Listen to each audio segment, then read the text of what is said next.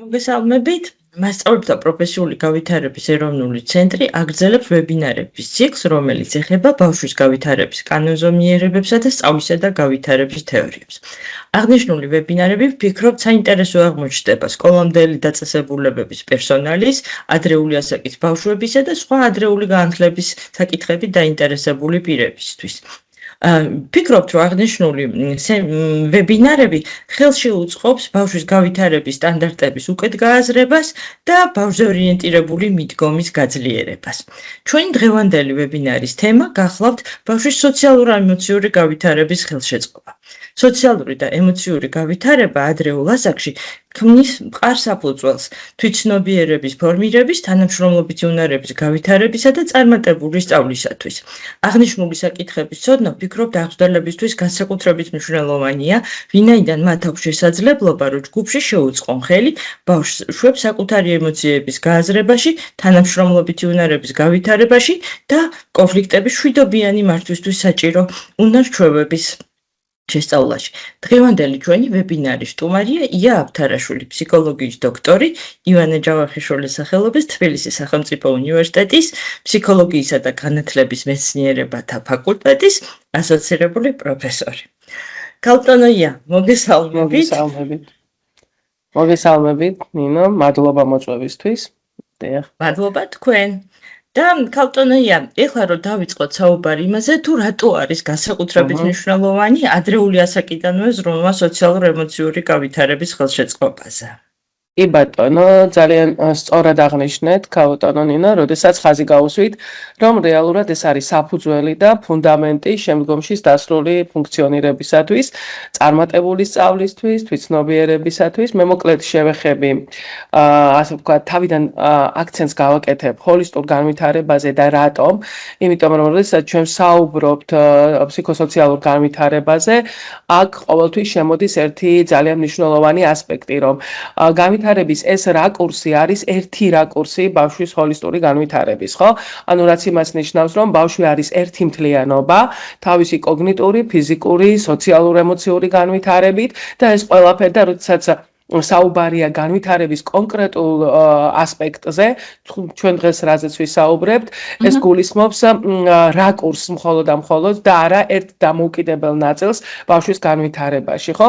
იმიტომ რომ ხშირად ჩვენ ვერ დავყოფთ ბავშვს კომპონენტებად, იმიტომ რომ ყველაზე მნიშვნელოვანი, რასაც დღეს ვისაუბრებთ, ეს არის დაკავშირებული ემოციურ უსაფრთხოებასთან, დაცულობასთან და ზოგადად ბავშვის ფუნქციონირების ყველაზე ფუნდამენტური საფუძველია. ამიტომ, როდესაც საუბრობთ სოციალურ-ემოციურ განვითარებაზე, აქ ყოველთვის ხაზს უსვამთ იმას, რომ ეს არის ფუნდამენტური პროცესი, როდესაც კრიტიკული უნარები ცხოვრებისთვის ყველაზე მეტად ყალიბდება და თავის თავში მოიცავს ემოციების ამოცნობას, მართვას, პოზიტიური მიზნების დასახვას, ემპათიის განვითარებას, ემპათიის გამოჩენას სხვების მიმართ და ყველაზე რაც მთავარი არის, ინტეგრირებას სოციუმში, ჯანსაღი ურთიერთობების შენარჩუნებით და ასე შემდეგ. ანუ უფრო კონკრეტულად თუ გადავალთ სამი საკვანძო ასპექტი დაასახელებთ თქვენ და აი ამ სამ ასპექტთან მიმართებაში დღეს ძირითად ყურადღებას ამაზე გავამახვილებ, ხო? ეს არის საკუთარი თავის აღქმა, იმიტომ რომ ძალიან მნიშვნელოვანია ადამიანები ფუნქციონირებენ სამყაროში და გარემოში იმის მიხედვით, თუ როგორი წარმოდგენები აქვს საკუთარ თავზე, ჩვენ ვიცით თვითშეფასებას, როგორი დიდი მნიშვნელობა აქვს და თვითპატივისცემის განცდას, იმიტომ რომ ეს არის ჩვენი იდენტობის ყველაზე მნიშვნელოვანი ნაწილი, თვითღირებულების შეგრძნებას, ჩემი პიროვნული მხარეების გაცნობიერებას და გრძელვადიან პერსპექტივაში სწორედ აი საკუთარი თავის აღქმის წინაპირობა სოციალურ-ემოციური განვითარება.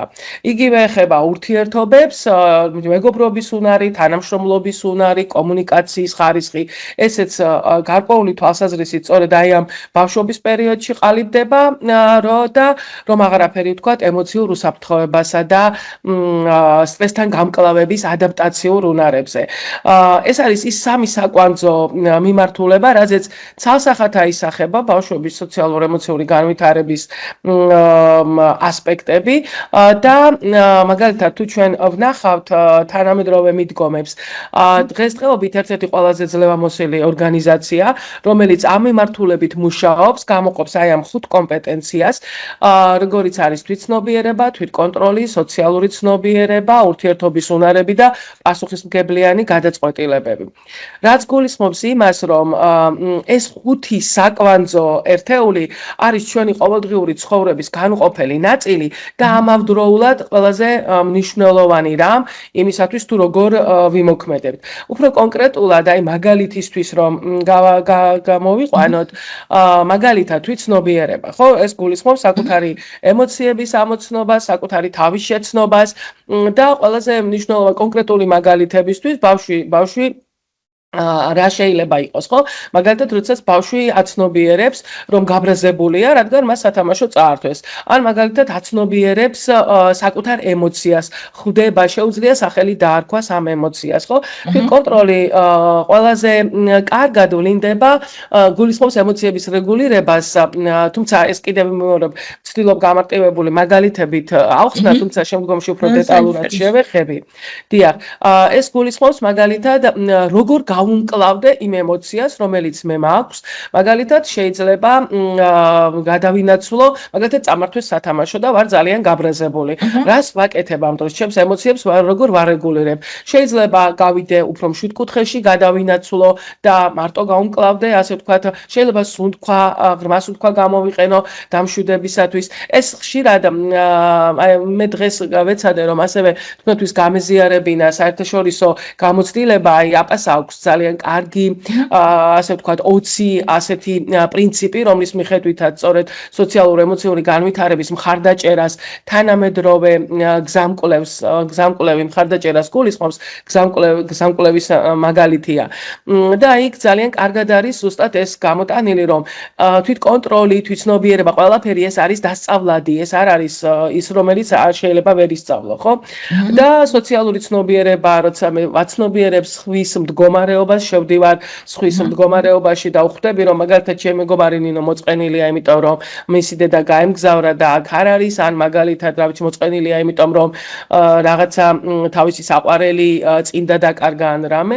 ურთიერთობების უნარებით აქ შემოდის უკვე კავშირები, როგორ ვემეგობრო, როგორ გავცვალოთ თამაშში რაღაც ნივთები, როგორ მოვაგვაროთ კონფლიქტი და ბოლოში უკვე ეს არის ეთიკური არჩევანი, პასუხისმგებლიანი გადაწყვეტილება, როდესაც მე ვაცნობიერებ, მაგალითად სხვისი ნივთის პატივისცემა მაქვს, ვიცი სხვისი მდგომარეობის მიმართ როგორ შემიძლია თანადგომა გამოვხატო და ასე შემდეგ. აი ეს დიდი ხუთეული, როგორც გითხარით, ეს არის საერთაშორისო ასე ვთქვათ, ჩარჩო და როდესაც სოციალურ-ემოციურ განვითარებაზე ვსაუბრობთ, აი ამ ჩარჩოს მიღმა როგორ შეიძლება ერთია რა და მეორეა როგორ, ხო? ეს არის რა, ანუ რა არის ის კომპეტენციები, რაც სოციალურ-ემოციური განვითარების შედეგად ბავშვს აქვს, მაგრამ მეორეა ეს როგორ შეიძლება გაკეთდეს. სანამ უშუალოდ გადავალ, ალბათ აქ დამეთანხმებით უნდა ვახსენოთ მიჯაჭვულობის კონცეფცია.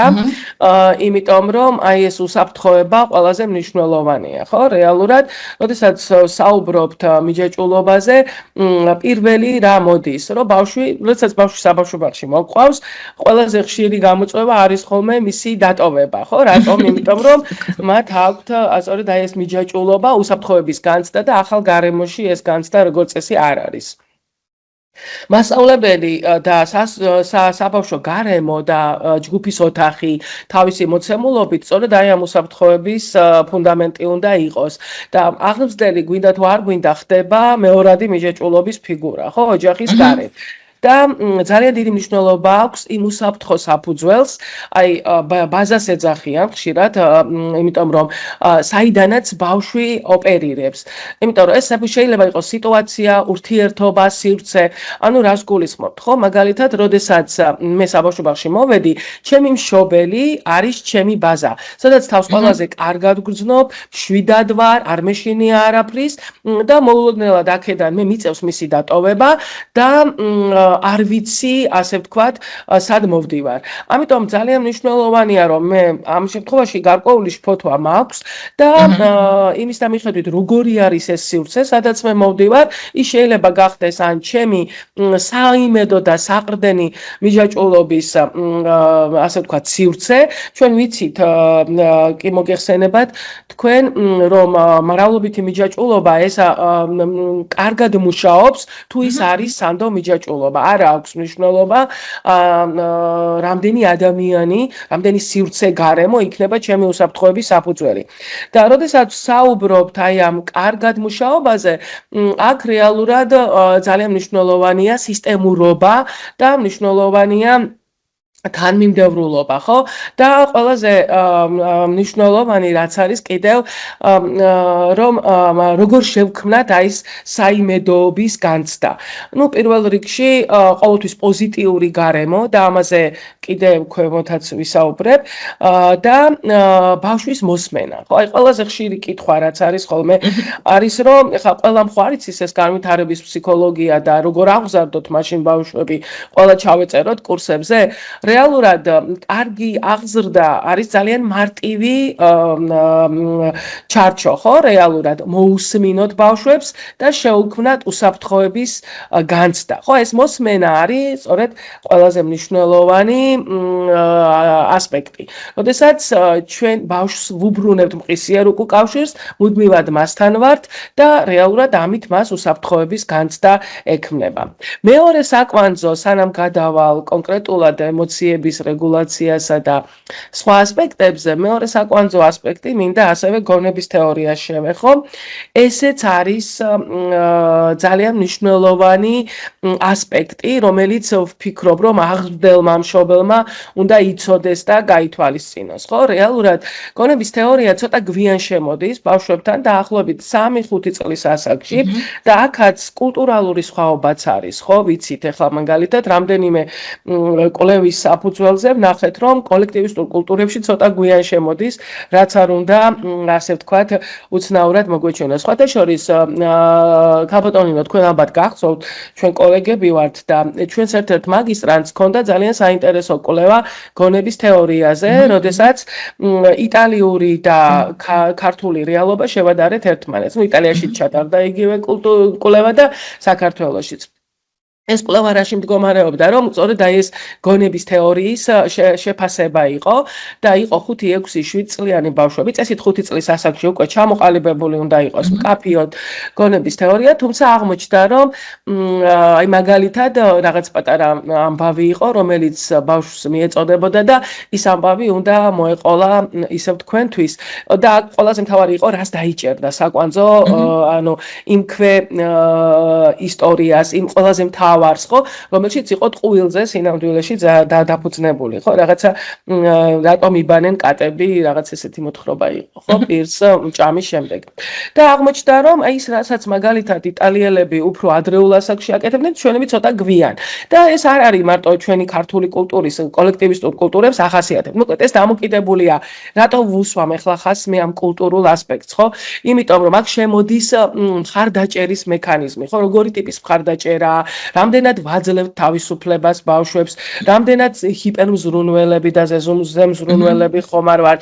ანუ რისი საშუალებაა, თუმცა გონების თეორიას თავისი განვითარების დინამიკა აქვს და ეს არის წინაპირობა იმისათვის, რომ ბავშვებს შეეძლოთ ემპათია და მრავალფეროვანი სოციალური, ასე ვთქვათ, ურთიერთობების დამყარება. და ყველაზე მთავარი, გონების თეორია არის ის ინსტრუმენტი, რაც მე მეხმარება სოციალური ნიშნების ამოკითხვაში.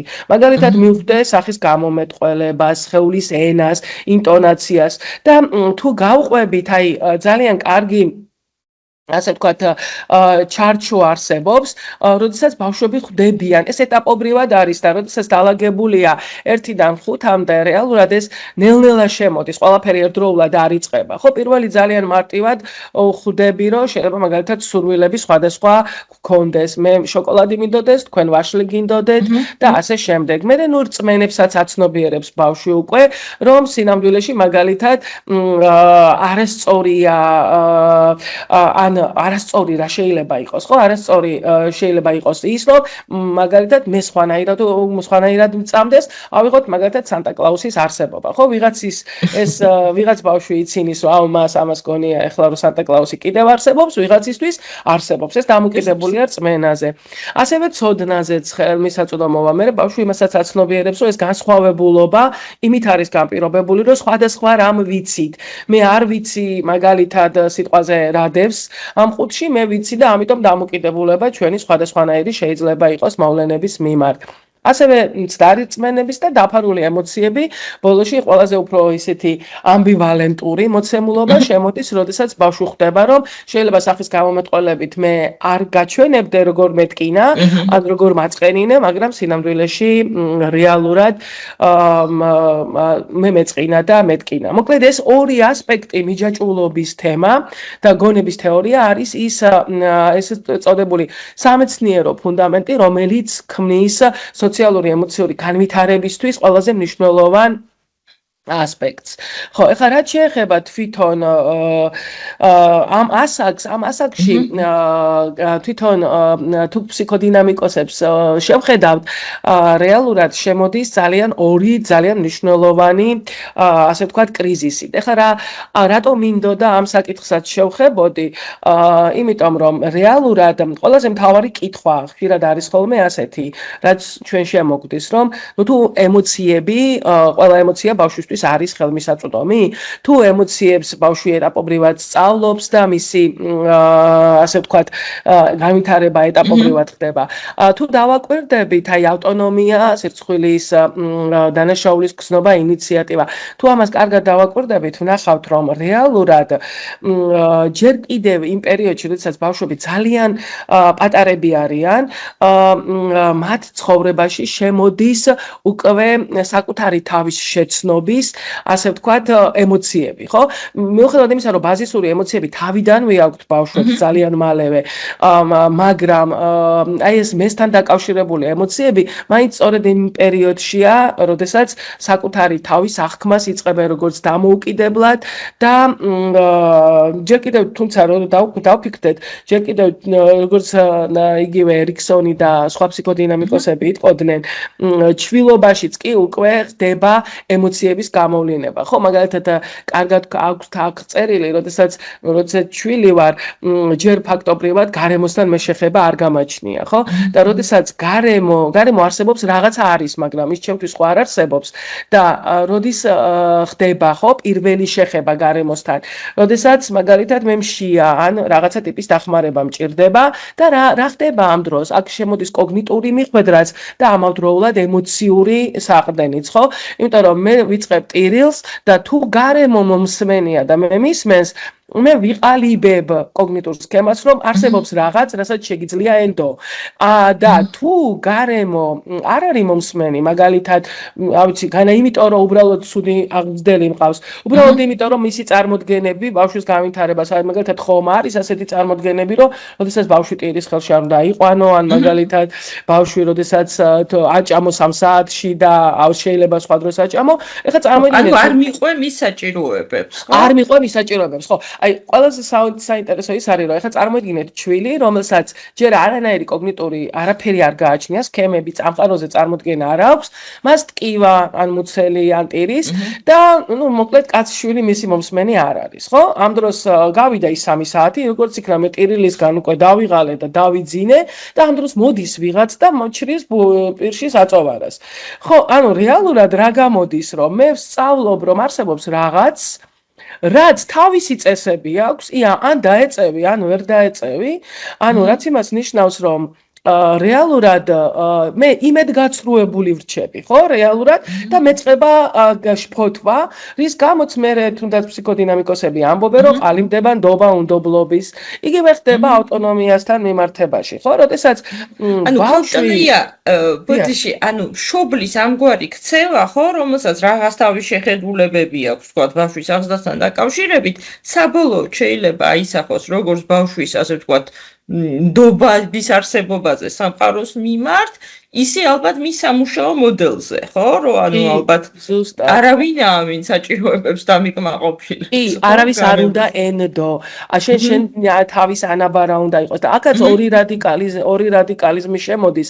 ერთი ის, რომ მე შეიძლება სამყაროს ჩავეჭიდო და კონტროლის მექანიზმად ვაქციო, ანუ რომ ოღონდ მე არ დავკარგო კონტროლი ამ ყველაფერზე და ამიტომ ეჭვიანი ვარ სულ და უნდობელი ვარ და ყოველფეხის ნაბიჯზე გაკონტროლებ. ეს ცხოვრების ურთიერთობაშიც გადადის, როგორც ფსიქოდინამიკოსები იტყვიან და მეორე, ნუ ჩავიქნიო ხელი და მაინც სამყარო თავისთვის მიერეკება, მე უბრალოდ მას ვერასოდეს ვერ დავეწევი და ამიტომ არც მაქვს პრეტენზია და ჩემთვის ჩავიკეტო ნაჭუჭში და ვიყო, ასე ვთქვათ, ანუ მოკლედ შეიძლება ჩამოვეკიდო სხვა ადამიანებს კონტროლისთვის, შეიძლება პირიქით მე უნდობელი გავხდე და ასე შემდეგ. იგივე არის აი ამ კონფლიქტებშიც თუ დავაკვირდებით, როდესაც ავტონომიურობა შემოდის, არ არის მარტივი კი ვიცით ჩვენ რომ არ არის მარტივი ბავშვთან ურთიერთობა ამ დროს, იმიტომ რომ მას უნდა რაღაცები, მაგრამ ხშირად შეიძლება იყოს საფრთხის შემცველი. მაგალითად, მე თვითონ და შეიძლება ნახევარი საათი გაგრძელდეს თასმების შეკრვა, ხო და ამ დროს მშობელს ერთი სული აქვს ბაღში წაიყვანოს, იმიტომ რომ სამსახური, იმიტომ რომ რაღაც ან მაგალითად აღზრდელს არ აქვს იმდენი დრო და ხო, ყველას და ამ დროს არის ხოლმე, ხო, რომ ყველაზე ხშირად ჩვენ წყვეთ თამოქმედებას, ჩვენ თვითონ ვუკრავთ და მიყვავს, ხო, რეალურად ეს ავტონომიურობა ძალიან ესე ვთქვათ, სუსტდება თავისი არსით და ბავშვი რას სწავლობს, რომ ბავშვი სწავლობს, რომ გარკვეული თვალსაზრისით რაღაცა მოლოდინის რეჟიმშია, როდის ეტყვიან, როდის გააკეთოს. აი, ყველაზე ხშირად, როდესაც ჩვენ საუბრობდით ხოლმე, მაგალითად ხშირად გენერაციულობის საკითხებზე ვსაუბრობთ და თაობებზე, თაობათა შორის აი ამ გენერაციულობის ასპექტებზე, ძალიან დიდი მნიშვნელობა აქვს აღზრდის სტილს, ხო, ამასთან მიმართებაში, იმიტომ რომ ეს გენერაციულობა და ამ პერიოდიდან ყალიბდება. თუ მე მაგალითად აი ამ საფეხურზე ავტონომიისა და ინიციატივის საფეხურზე არ მომეცი საშუალება, რომ ინიციატივა მე თვითონ ავიღო, რა თქმა უნდა უკვე 20 წლის ასაკში ვეღარ ვიქნები შინაგანად გენერაციული, იმიტომ რომ რეალურად მე ის შანსი გავუშვი. ანუ სხვაგვარად რომ ვთქვათ, ხშირად არის ხოლმე რომ აი ყველაზე გულსატკენი არის რა ერთხელ მახსოვს შემთხვევით შევესწარი ტრანსპორტს ველოდებოდით რა და პატარა ბავშვი იყო მშობელთან ერთად. მე მესმის რომ ხა მშობელი არ გეგმავდა ესე გაეკეთებინა, მაგრამ რაღაც კითხვას დაუსვას, გაჩუმდი გოგო, რაღაც კითხვას გაუშვებ, გაჩუმდი და აი ამ ბავშვის სახეზე იყო სირცხვილი, რატო? და რეალურად მას უკარგავს შანსს რომ დასვას კითხვები და ეს კითხვები მე ხანდახან დამღლელია, ხო, რატომ ეს ვინ მოიტანა ეს საიდან ეს რისთვის არის და გასაგებია, მაგრამ ეს არის ზუსტად ის ნიშანი, როდესაც გენერაციულობა მოდის, ხო, როდესაც აი ეს ჩემი შინაგანი განვითარების ასე ვთქვათ პოტენციალის გამოტანა მოდის გარეთ. ამიტომ თუ ჩვენ მაგალითად ახლა დამოუკიდებლობას, რა თქმა უნდა, აქ არავინ არ საუბრობს იმაზე, რომ ისეთი დამოუკიდებლობა უნდა მივცეთ, რომ რამე დაიზიანოს ან დაზარალდეს. არა, მაგრამ როდესაც სიტყვაზე რაღაცა თვითონ აკეთებს, აი მე მინახავს ახლა რომ ვიყავით ჩვენ ხშირად დავდივართ ხოლმე, ხო, სხვადასხვა გამოცდილების გასაზიარებლად, მინახავს ისეთი სისტემები, სადაც მხარდაჭერა არის უფრო ფორმალიზებული და მინახავს სრულიად თავისუფალი სისტემებიც ბაღში და საამხსნელო გარემოში, ხო? სრულიად თავისუფალი ნიშნავს, რომ უდებენ საჭმელს და პირველი ჩემი ის იყო ხოლმე, ხო, რომ მეთქი აი, კი, მაგრამ ეხლა ხო ნახევარზე მეც ვერ ჭამს ეს ბავშვი და ხომშიერი დარჩება. არა, მაგიდიდანაც აიღო ასეთი სისტემებიც მინახავს, ესეც მიდგომის ამბავია, მაგრამ მინახავს, სადაც მაგალითად ორმაგი მიდგომა ყოფილა, ხო, მაგალითად ბავშვი საიდანაც თავისუფლად თვითონაც ჭამს და პარალელურად კიდე თუ ძალიან პატარაა, აქ ბაგაბაღზე უგულისხმობ და არა 3 და 2 წელზე, იქ მაგალითად მშობელიც ეხმარება. ანუ ორი ერთად თანამშრომლობენ. ორივე ერთად. ხო, იმიტომ რომ ამას აქვს მნიშვნელობა ის რაღაც თუნდაც თუ მე ცხოვრებაში არ მომეცი იმის საშუალება რომ კოვზი მე თვითონ მივიტანო პირთან, ხო? ეს აქ საუბარი აღარ არის უკვე იქ ნატიფ მოტორიკაზე, თვალის და ხელის კოორდინაციაზე. აქ საუბარი არის თუნდაც დამოკიდებულებაზე. განსაკუთრებით ეს ეხება ხოლმე კიდევ ეგრეთ წოდებულ ასე ვთქვათ ტუალეტის ქოთნის მოხმარების საკითხებსაც, ხო? ხშირად ჩვენ ძალიან დიდხანს ვრჩებით მხარდამჭერები ამ საკითხში და ვიღებთ იმ შედეგებს, რაც რეალურად რეალურად ეს ქოთნის მოხმარებაც რა არის, ხო? ეს არის თვითრეგულაცია. ანუ თუ კარგად დავაკვირდებით, ეს არის ძალიან მნიშვნელოვანი თვითრეგულაციური აქტი, როდესაც მე ბავშვი ვაცნობიერებ, რომ უნდა გადავავადო ჩემი მოთხოვნილება იმისათვის, რომ მივიღო სოციალური, ფიზიკური და სხვადასხვა სარგებელი. იმიტომ რომ აი ხა ხშირად არის ხოლმე, რომ პამპერსმა მაგალითად გადაავადა ეს ამბავი, რატო? იმიტომ რომ ის დისკომფორტი აღარ მაქვს და გადავადებისთვის თვითრეგულაციური ციკლისთვის მეტი ნებელობა მჭირდება, რაც ამ ასაკში მიჭირს, ხო?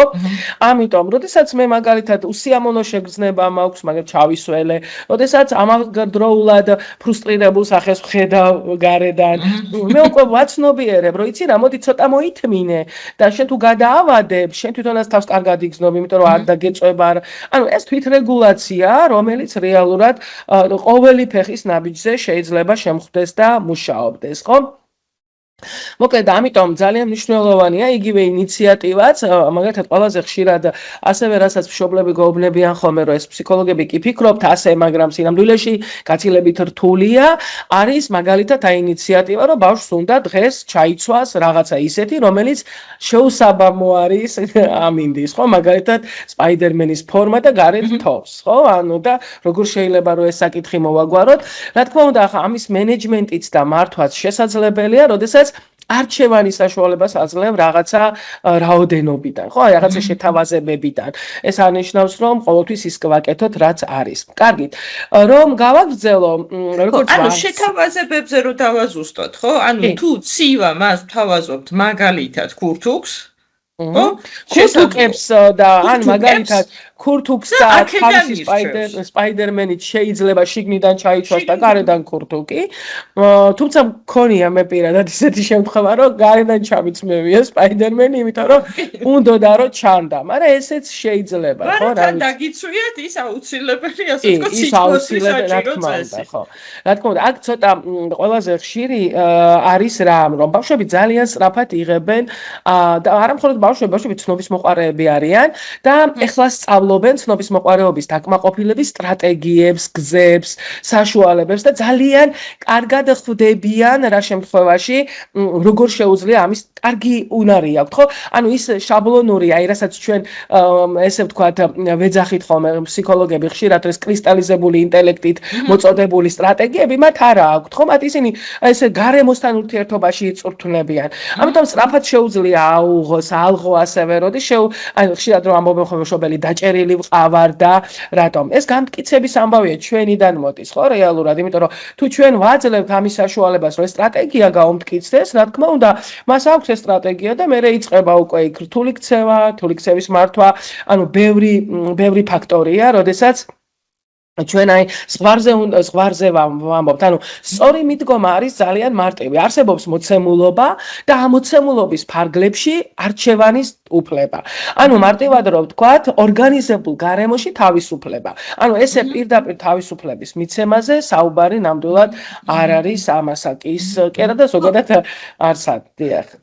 კეთილი, აი იგივე საბავშვო ბაღში, ხო? ანუ ეხლა თანამედროვე კურიკულუმის მიხედვით იგივე სივრცეები არის მოწყობილი, ხო? იგივე შესაძლოა ხელოვნების წიგნიერების, ანუ ეს არის ორგანიზებული გარემო და ბავშვს აქვს უფლება შიგნით, ანუ აძლევენ თავისუფლებას, რომ თავად, ასე ვთქვათ, ითამაშოს იმ სივრცეში, რაც მისთვის საინტერესო აღმოჩნდა. და თანაც აი ნახეთ, კარგ საკითხს შეეხეთ, იმიტომ რომ როდესაც საუბარია განვითარებაზე, ყველაზე დიდი განმავითარებელი არის გარემო.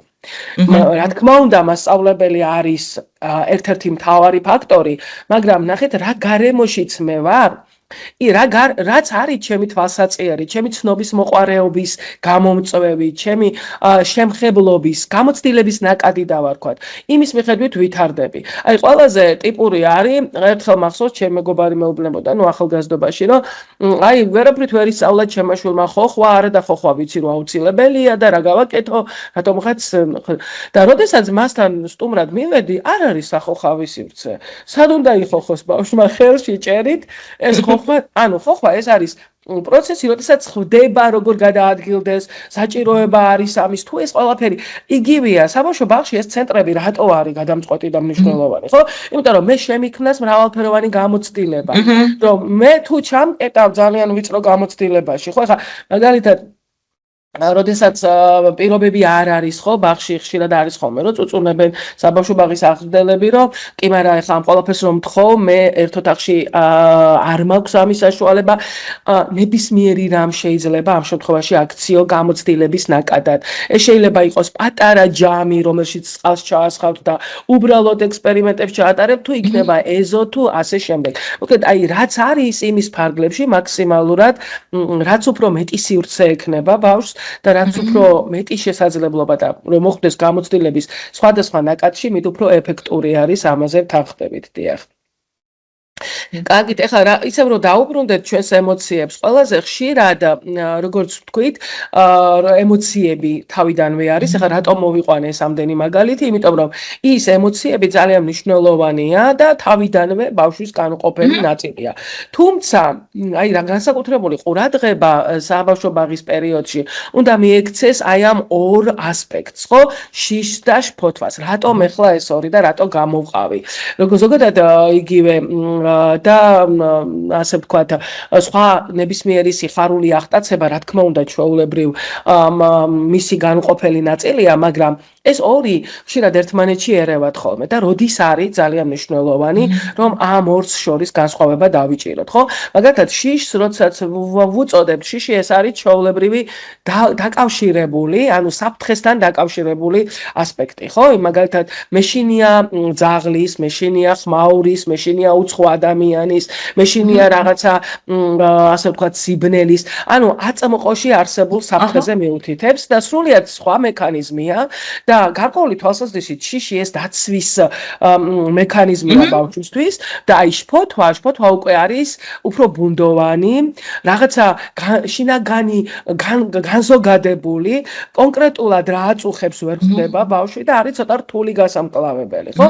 და ყველაზე ხშირად რაც არ უნდა უცნაური იყოს, რადიკალური ქცევებით ვლინდება, ხო ეს შფოთვა, მაგალითად ზედმეტი აგზნებადობით და პირიქით, ზოგ შემთხვევაში შეიძლება იყოს ძალიან ჩაკეტილი და ჩუმი ბავშვი, ხო? ამიტომ ეს ორი ემოციური მდგომარეობა ძალიან მნიშვნელოვანია, რომ კარგად დავიჭიროთ ამასაკისთვის და ხო, ანუ ეს ამას დავაკვირდეთ, ხო? ანუ დავაკვირდეთ, იმიტომ რომ რეალურად, როდესაც ბავშვი გვყავს ამ ორ მოცემულობაში, რეალურად ძალიან მნიშვნელოვანია ვიცოდეთ, ეს არის შფოთვა თუ უბრალოდ ეს არის შიში. იმიტომ რომ თუ მაგალითად შიშია, მაშინ მასთან გამკლავების მექანიზმი მარტივია შედარებით, ეს კონსტრუქციულიც არის თავისი არსი. ანუ ობიექტი ვიცით, რისეში. და აი შფოთვისთვის უკვე მთელი კვლევასავით და ფაქტორულად ის დაგჭირდება. ხო ბავშვის შესწავლა. ეხლა ყველაზე ტიპური დაძლევის სტრატეგიები ალბათ ვიცით, ეს არის ვალიდაცია, სახელდება, უსაფრთხო გარემო და მოდელირება. ხო ეხლა კონკრეტულად რას გულისხმობ, ცოტა ვეცდები რომ გავშალო. ეხლა ყველაზე მნიშვნელოვანი არის ემოციის სახელდება. როდესაც თავიდან ბავშვს ემოციები აქვს, რა თქმა უნდა, მას არ აქვს ყველა სიტყვა, ხო? ანუ როდის შემოდის ემოციური რეგულაცია. აი თუ დავაკვირდით წეღან ვახსენებთ, ხო? როდესაც ქოთნის პერიოდი თვითრეგულაციის პირველი ყველაზე მნიშვნელოვანი აქტი, რომელიც თურმე ჩვენს ცხოვრებაზე ახდენს გავლენას. ზუსტად შემოდის იმ პერიოდისთვის, დაახლოებით 3 წლისთვის, როდესაც ჩემი მე უკვე ნელ-ნელა გამოდიფერენცირებულია და მე რაღაცა შემოდის ეს ჩემი ინიციატივის საკითხები და სხვადასხვა რაღაც. ამ დროს უკვე ლექსიკური ერთეულებიც გარკვეული თვალსაზრისით მოგროვებული გვაქვს და ჩვენ ემოციის სახელდება უკვე შეგვიძლია. ანუ ყველაზე რატო არის სახელდება, სახელის დარქმევა არქმევა, მეშინია, მცივა, არ მსიამოვნებს, მოწყენილი ვარ. იმიტომ რომ სახელდება გაძლევს საშუალებას ემოცია გაგიჩნდეს განცდა, რომ შენ აკონტროლებ ემოციას. როცა სახელს ვერ არქმევ, ასე შემთხვევაში კონტროლის მექანიზმი არ გაქვს. და როცა სახელს არქმევ, რაც არ უნდა იყოს ეს, რაც არ უნდა რთული იყოს, ხო? ამ შემთხვევაში უკვე მისი კონტროლის შეგრძნება გაქვს. თითქოს დაიჭირე ეს ემოცია, ხო? ამიტომ როდესაც ბავშვთან ვართ, რა თქმა უნდა, აქ ჩვენ იმას არ გულისხმობთ, რომ ზეგავლენა მოვახდინოთ და რაღაცა დავაჯეროთ, არა. როდესაც ბავშვი ცუდად გხსნობს, ჩვენ ვეკითხებით, ხო, მას რომ ან შენ გაწუხებს ეს, ან შენ გეშინია, რა ან არ მოგწონს, ან სევდიანი ხარ, იმიტომ რომ ანუ ეს არის ჩვეულებრივი სახელდება და 1000 თამაშები არსებობს, ბარათები არსებობს, სადაც სხვადასხვა ემოციების გამოცნობანას და ხშირად ამას მიმართავენ ხოლმე, მაგრამ ერთია თამაში, რა თქმა უნდა, თამაში, ანუ მართული თამაში და მეორეა ბუნებრივ გარემოში, ბუნებრივი სახელდება ემოციების და ასევე თამაში როგორც ბუნებრივი ფორმა. მეორე არის ასევე რომ ემოციების ამას შევეხები რომ რეალურად ეს სახელდება იგივე აი წინახეობის 1 წლის ბავშვებთანაც რომელთაც თვითონ არა აქვს თითქოს ჯერ ხო ესეთი დიდარი ლექსიკა და ჯერ თითო სიტყვას ამბობენ ძალიან კარგად მუშაობს. ძალიან. მეც მქონია შემთხვევა რომ უბრალოდ მომისინჯავს ანუ ეს არ არის მხოლოდ ასე ვთქვათ სიტყვები და რჩევები, არამედ რეალურად ასე ვთქვათ ძალიან კარგად მუშაობს, ხო? იგივე მეც მომისინჯავს, როდესაც ვთქვათ მომიწია იგივე სამსახურში გასვლა და ბავშვი რომელიც დამხვდა შედარებით აგრესიული ქცევით, რაც მას არ ახასიათებდა, როცა გავახმოვანე რომ შენ გაბრაზდი რომ მე წასული ვიყავი დიდი ხნით, ხო? და ეხლა რომ მოვედი, მოდი ერთად ვითამაშოთ, რეალურად თავის დაქნების მერე ეს აგრესიული ქცევა მოიხსნა.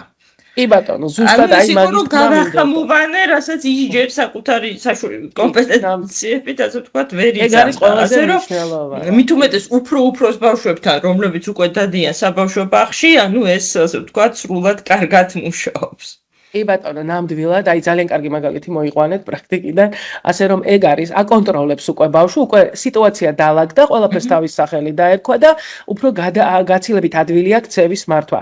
კიდევ ერთი ნიუანსი არის ხოლმე, რომ ხშირად ჩვენ ადამიანები ვარ და ბუნებრივია, როდესაც ბავშვს ეშინია რაღაცის, ჩვენ ეგრევე ვეუბნებით, რომ ნუ გეშინია, აქ საშიში არაფერია, მე მახსოვს, ახლა ძალიან ჩემ ყველაზე ბავშვობის პერიოდის გახსენე, რომ გავიხსენო, არ ვიცი რა ჩვენა მეშინოდა მგლის. როდესაც პირველად წითელქუდა შეჭამა მგელმა, მეშინოდა მგლის და საწოლის ქვეშ მეგონა რომ ყოველთვის მგელი იჯდა, არ ვიცი რატო იყო ეს სტრესული და როდესაც მეუბნებიან ნუ გეშინია, აქ არაფერი არ არის, ეს მე არ მშველოდა, ხო? რეალურად ყოველთვის ეს არ ჭრის. იმიტომ რომ შიში, როგორც გითხარით, არის ობიექტზე მიბმული და თუ მე არ შევიმეცნე ის ობიექტი, გამორიცხულია ხა იმ შიშს, რაც არ უნდა მეძახოთ, არ არის საშიში და ნუ გეშინია, აქ საშიში არაფერია, ეგ არ დამეხმარება, ხო? ხო, თან ჩემი გასტების უარყოფაა, ხო? და ჩემი გასტების უარყოფაა და მე უფრო კი, და ამ დროს მე უკვე თქვენგან გავდივარ, ანუ იზოლირებული ვხდები, იმიტომ რომ თქვენ მაინც არ გესმით, რომ მე შინაგანად ცუდად ვარ და ამიტომ ყოველ შემთხვევაში ეს კავშირიც ირღვევა. ხო, კიდევ ყველაზე საინტერესო და ამიტომ მაგაც ძალიან მნიშვნელოვანია, რომ ემოციების ვალიდაცია გავაკეთოთ, ხო? რეალურად არ ვუარყოთ მისი განცდა და ვუთხრათ, რომ კი, იცი რა, მესმის რომ გეშინია, მოდი აბა ვნახოთ ერთად, როგორ შეიძლება ეს დაუშვათ საკითხი გადავჭრათ, ხო? და ესეც ნორმალურია, ან მაგრამ ვიცი, ყველაზე კარგად მაინც აი მაგასაც შევეხებით მე ალბათ მოდელირება არის, ხო? როცა მე თვითონ მასწავლებელი, აღზრდელი და მშობელი ვაჩვენებ, როგორ შეიძლება ბუნებრივი იყოს ესა თუ ის ემოცია. ნუ აქ კიდევ შემოდის ყველაზე კარგად არის ხოლმე მაგალითად მე ვესწრებოდი საბავშვო ბაღში საქართველოში ასე ვთქვათ პროცესებს და ძალიან მომეწონა ის მასწავლებელი, იმიტომ რომ იმდენად მოდელირებას აკეთებდა ყველაფრის, აი ეს პოზიტიური საკუთარი დაბაჩევაქო ჩემი თავის თავს ეუბნებოდა, აი თითქოს ხო არაფერი, ხო? აბა მოდით ახლა ცოტა გავბრაზდი, მაგრამ წამით ღრმად ჩავისუნთქავ და ყველაფერი კარგად იქნება. ეს ახლა თითქოს არაფერია, მაგრამ ძალიან ქვეცნობიერად ყალიბდება, სულ რომ ბავშვმა ცნობიერი მოდელირება არ არ გააკეთოს, ქვეცნობიერი მოდელირება მაინც ხდება, როგორ ასე ვთქვათ, ეს მეტაკოგნიცია ამ პერიოდისთვის ესე ცნობიერად არ არის, ხო? ეტაპობრივად ღრმავდება მეტაკოგნიტური სტრატეგიები, საკუთარი თავის შეცნობის სტრატეგიები, მაგრამ ეს მოდელირების ელემენტები ეხმარება მეტაკოგნიტური ასპექტების განვითარებაში ბავშვისთვის და ამავდროულად საკუთარი თავის რეგულაციური მექანიზმების შემუშავებაში. ანუ ისწავლობს, რომ თურმე ასე არის შესაძლებელი, ხო? და თურმე ასე არის. შეიძლება თავადაც იგივე განახორციელოს. თურმე ასე არის და კარგად ყველაზე ხშირად არის ხოლმე რომ მაგალითად, როდესაც ბავშვები განსაკუთრებით რისკიანი თამაშები აქვთ ან რაღაცა ცნობის მოყარეობა აქვთ, აი ძალიან კარგად მუშაობს უსაფრთხოების მექანიზმებშიც რა. იმიტომ რომ როდესაც მაგალითად მეს კი მაინტერესებს, მაგრამ აი ეს უნდა მასწავლებელი როდესაც ამას ახმოვანებს და თვითონ აკეთებს, როგორ შეიძლება უსაფრთხოდ იყოს, ხო? აი გარეთ გავდივართ, მე ფეხი არ გამისრიალდეს, რა გავაკეთო. ეს ყველაფერი ეხმარება მას თვითრეგულაციური მექანიზმის, იმიტომ რომ შეუძლებელია ხა ბავშვები ხო მიცით ცნობის მოყარეობა იმდენად ღირებული და მნიშვნელოვანია, რომ ის წესები ამ წუთას წესი როგორც აბსტრაქტული ბუნებაში მისთვისა ვერა. რაც არ უნდა მითხრა, რომ ხელი არ დაიწვა, ნუ კიდევ სანამ არ დავიწვან ხელს, მაინც ვერ მივხვდები, რომ არ უნდა დავიწვა, ხო? მაგრამ ეხა არსებობს რაღაცა მექანიზმები, რომელიც დამიცავს იმისაგან, რომ საკუთარ თავზე არ გამოვცადო. მოკლედ, აი მაგალითად ყველაზე ერთ-ერთი კარგი რელაქსაციური ტექნიკა იყო, აქ თუ კუღმად დამიწერი არ შეიმჩნიოთ, როდესაც არის მაგალითად დაყნოსე ყვავილი და იმ შეუბერე ბაბუაჭერას. ხო, ან შეუბერე სანთელს, ეგეც არის, ხო? ეს ძალიან მომეწონა, ხშირად ხმარობენ მოიხმარენ ხოლმე საბავშვო ბაღში. აბა ეხლა გაბრაზებულები თუ ვართ, რას ვაკეთებთ? ვუყნოსოთ ყვავილს და შეუბეროთ ბაბუაჭერას, ხო? და ეს ამიგივე ტექნიკაა, რომელიც ასევე საინტერესოა. უბრალოდ ვაკეთებთ, ხო, ამას, როცა ვთქვათ, გზნობს. კი, რა თქმა უნდა, მეც ვაკეთებ, ხო? აი ეს მასწავლებელი აკეთებდა, მე რაც ვნახე გულწრფელად და ბავშვებიც მერე აყვნენ, ხო? იმიტომ რომ მასწავლებელი ეხლა მე გამაბრაზე შენ, ხო? რაღაცას გავბრაზდი, მე იმიტომ რომ რაღაცა ესე დაყრილია ნივთები, ხო? ამ შემთხვევაში, ხო, აი შენ გამაბრაზე არ უნდა თქვა. ესე შენ და მეს გაყოფა და ეგეც როგორ უნდა გავაკეთოთ, ქცევასთან მიმართებაში ამას. მე გავბრაზდი, ხო? მე გავბრაზდი და იმიტომ რომ დაყრილი ნივთები დავინახე და მოდი ახლა ცოტა ხანი აბა რა უნდა გავაკეთო, როცა ვბრაზდები და ამ დროს ბავშვებიც ასე ვთქვათ ეხმარებიან აი ამ მეთოდიკის შემუშავებაში. ასევე ძალიან საინტერესო მეთოდიკა იყო თვითრეგულაციის თვალსაზრისით და აი ამ სტრესთან გამკლავების თვალსაზრისით იოგას იყენებდნენ ერთ-ერთ ქვეყანაში ვნახე. თუმცა ეს იოგა ხო გიждდებოდნენ ამ პროცესზე, მაგრამ ეს იოგა იყო ძალიან საყვარლად გაკეთებული. ანუ ეს არ იყო ეხლა რომ ასანა უნდა გავაკეთო. ეს იყო მაგალითად, აბა ეხლა გველივით დავწვეთ და აბა როგორ უნდა გავაკეთოთ, წელი ავწიოთ და აბა შევისუნთქოთ და წარმოვიდგინოთ რომ ანუ რეალურად ყველა ან ეხლა თქვენ ხართ ხე ან რაღაცა ყველაფერი იყო ბუნებრივად, ანუ სახელდება ქონდა გაკეთებული და ძალიან კარგად იყენებდნენ აი ამ ტექნიკას რელაქსაციისთვის და საკუთარი თავის რეგულაციისთვის. ნუ ეხლა უსაფრთხო გარემო რო ჭირდება ბავშვს და რაღაცა სივრცე უნდა კონდეს, ამაზე უკვე ვისაუბრეთ და ხო, აი ერთადერთი უბრალოდ საინტერესო გამოცდილებაა, ხო? თან მით უმეტეს რაღაც მიბმულია რაღაც ცხოველზე, ალბათ, ხო? კი, არა, იმდენად ეხლა კიდევ აი მაგალითად პეპელა, ხო, რაღაცა იმდენად კარგად იყო ეს ყველაფერი გაკეთებული, რომ აი არ ვიცი, ვისი ამოვნე ფაქტობრივად მათთან ერთად მეც. ასე რომ თან ეს ბავშვებს მოწონთ, ხო, რაღაცა როლში შესვლა, ეს რაღაცა განხორციელება რაღაცის, ხო, ნუ ბავშვებს კი არა ყველას მოგწონს ახლა როლური თამაშები, მანდ ვიცით. ასევე კიდე საკვანძო საკითხი, რასაც მინდა შევეხო და ერთმანეთისგან განვასხვავო, ეს არის ასევე რაც ძალიან მნიშვნელოვანია ამ პერიოდში, ეს არის სირცხვილი და დანაშაულის გრძნობა, ხო?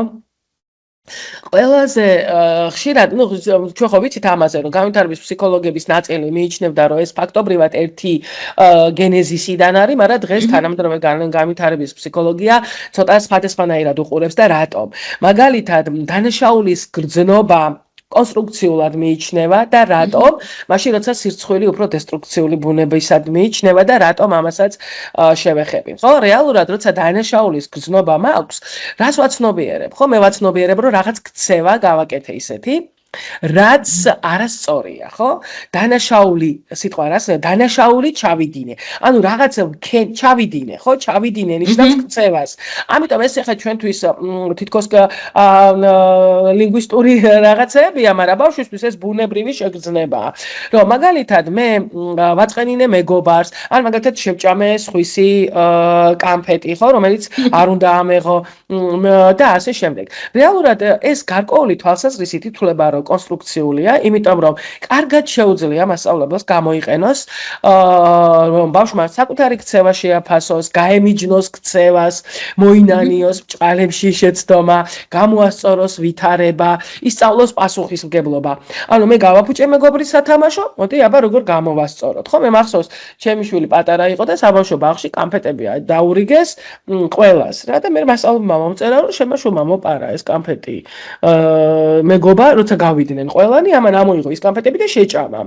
ხო, ეს არის ახლა ქცევა, რომელიც რეალურად არ უნდა გააკეთო, ხო, ბჭყალებში, მაგრამ თვითონაც გრძნობდა თავს დამნაშავეთი ჭამის მერე და იმის და მიხედვით საით წაიყვანს, ასე ვთქვათ, გარემო, რეაქციები, დამოკიდებულებები, მას შეიძლება გქონდეს დანაშაულის გრძნობა, რომელიც გამოსწორებადია და კარგია, ან შეიძლება გადავიდეს სირცხვილში, რაც დესტრუქციულია და კარგი ვერ არის. ეხლა რატო? სირცხვილი პირდაპირ მიდის საკუთარ იდენტობასთან, ხო? სირცხვილი არის გარკვეული თვალსაზრისით პიროვნებაზე მიმართული. ანუ მე ვარ ცუდი, ხო? იმიტომ რომ ყველა კარგია და მე ვარ ცუდი. მე მრცხვენია, ხო? მე არ და ანუ რეალურად მე და ჩემი ქცევა აქ ქცევა აღარ არსებობს, მე ვარ, ხო, მე ვარ ცუდი. ანუ ის რომ რაღაც გავაკეთე, მე ცუდი ვარ. ეს იწვევს სოციალურ იზოლაციას და გრძელვადიან პერსპექტივაში ხდება დიახ. მაშინ ქალტონია, ანუ დანაშაულის შემთხვევაში ეს არის გზნობა, რომელიც შემდეგში დამეხმარება, ასე ვთქვათ, ქცევის რეგულაციაში და სირცხვილი არის უკვე რაღაცნაირად შეჭიდული ჩემ იდენტობასთან, ხო? ჩემს იდენტობასთან და სირცხვილში ძნელია სირცხვილიდან ადვილად გამომიყვანო, ხო? იმიტომ რომ იქ უკვე მე ცუდი ვარ და ძალიან რთულია მე ცუდი ვარ ამის დარღვევა, ამ კონსტრუქტის, ხო? იმიტომ ამას ხშირად სამწუხაროდ ჩვენ უწყობთ ხოლმე ხელს, იმიტომ რომ ხშირად რა თქმა უნდა მე არ მეპარება რომ არც ერთი აღმზრდელი მშობელი და არავინ როცა ბავშვს ეუბნება რომ რა ცუდი ხარ და შეცუდო, ხო, მოფერებითაც რო ეუბნებიან ბჭყალებში, არავინ მიზნობრივად ამას არ ისახავს რომ ბავშვს ახლა სირცხვილის გზნობა აკიდოს, მაგრამ გვინდა თუ არ გვინდა ასე მუშაობს, ხო? იმიტომ რომ ერთმანეთისგან უნდა გაიმიჯნოს ქცევა და ცუდი ვარ. იმიტომ რომ ეს კონსტრუქტი, კოგნიტური კონსტრუქტი რომ მე ცუდი ვარ, ეს გაყვება მერე დიდხანს, ხო?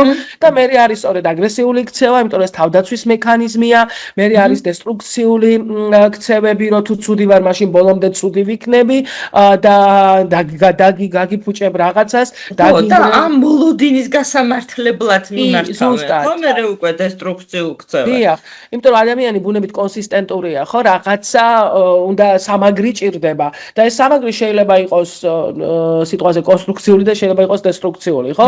თუ მე მაგალითად ჩემში ხედავთ მხოლოდ ცუდს, მოდი ვიქნები ბოლომდე ცუდი. ხო, იმიტომ რომ სხვანაირი მე საყრდენი აღარ მაქვს, მაშინ რა ვარ, ვინ ვარ, ხო, სადღაც საყრდენი მჭირდება და ეს საყრდენი ხდება ეს. მოკლედ, ზოგადად ეს აზიანებს ხშირი სირცხვილის განცდა, თუ ბავშვს ნახე, მორიდებულობა და სირცხვილი რა თქმა უნდა ერთმანეთში არ უნდა აგვერიოს, ხო? ეხლა ბავშვი შეიძლება იყოს წყნარი, უცხო ადამიანებთან, ყველაზე ხშირად არის ხოლმე რომ უცხო ადამიანებთან მორიდებული, იმიტომ რომ ქცევის სოციალიზაციის ელემენტები მას სჭირდება იმისათვის რომ გაუკლავდეს ახალ გარემოში კომუნიკაციას და ასე შემდეგ, მაგრამ აი სირცხვილი უფრო მკაფიოდ გამოხატულია ხოლმე, ხო?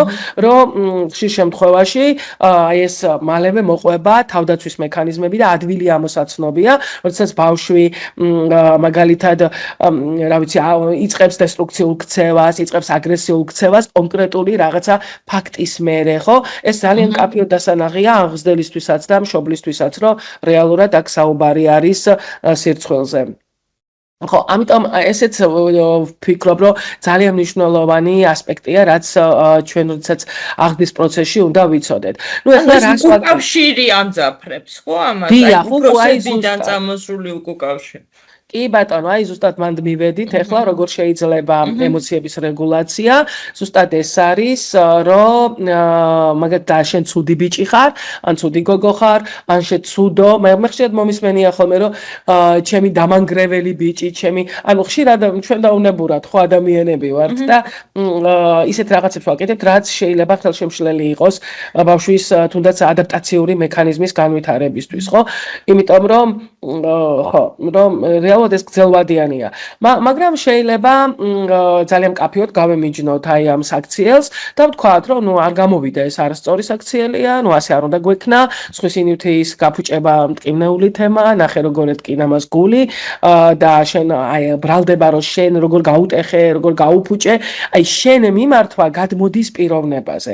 ამიტომ ქცევის ასე ვთქვათ გამოყოფა ცალკე რომ თვითონ ქცევა არ არის სწორი და ამაზე ხაზგასმა ეს ყველაზე კარგად გვეხმარება. ახსოვს ერთხელ ვებინარს ვატარებდით ზუსტად ასე ლირიული გადახვევა რომ გავაკეთოთ და ვიღაც მესმის ხმა რომ ნეტა შენ შეშვილებს აღზდიდეო. ეს ასეა ნამდვილად ყველა თავის შვილს. ასე მე რასაც ვყვები, მე გიზიარებ მეცნიერებას, ხო? მიგიზიარებთ იმ მიდგომებს და ესე შესაბამებს მეც ვუშვებ და ალბათ ყველა ვუშვებ ცხოვრებაში. უბრალოდ თავი განსხვავება და მშობლობაც, აღზრდელობა, ამას ვაღიარებთ. მაგიტომ მოვიყვანე ეს მაგალითები. რთულია, უბრალოდ როცა საუბარია აი ამ ცოდნაზე, რაც იცი, უბრალოდ ამ შეცდომას ეცდილობ რომ აღარ გაიმეორო. თორე ეს ადამიანები ვარ და მესმის. ისევე როგორც მაგალითად შეცდომა, ხო? შეცდომების მიმართ ტოლერანტობა ჯერ კიდევ აი ამ პერიოდიდან შემოდის, ის რომ რაღაც შეგიშალა არაუშავს, მე მახსოვს, როდესაც ხატავდნენ ბავშვები, ბაღში მუშაობდნენ რაღაც პერიოდი, აიყვნენ ბავშვები, რომლებიც ჭმუჭნიდნენ და მერე ბრაზობდნენ, ხო? და ხევდნენ და სხვებს უყურებდნენ, აბა სხვებმა როგორ დახატეს, ხო?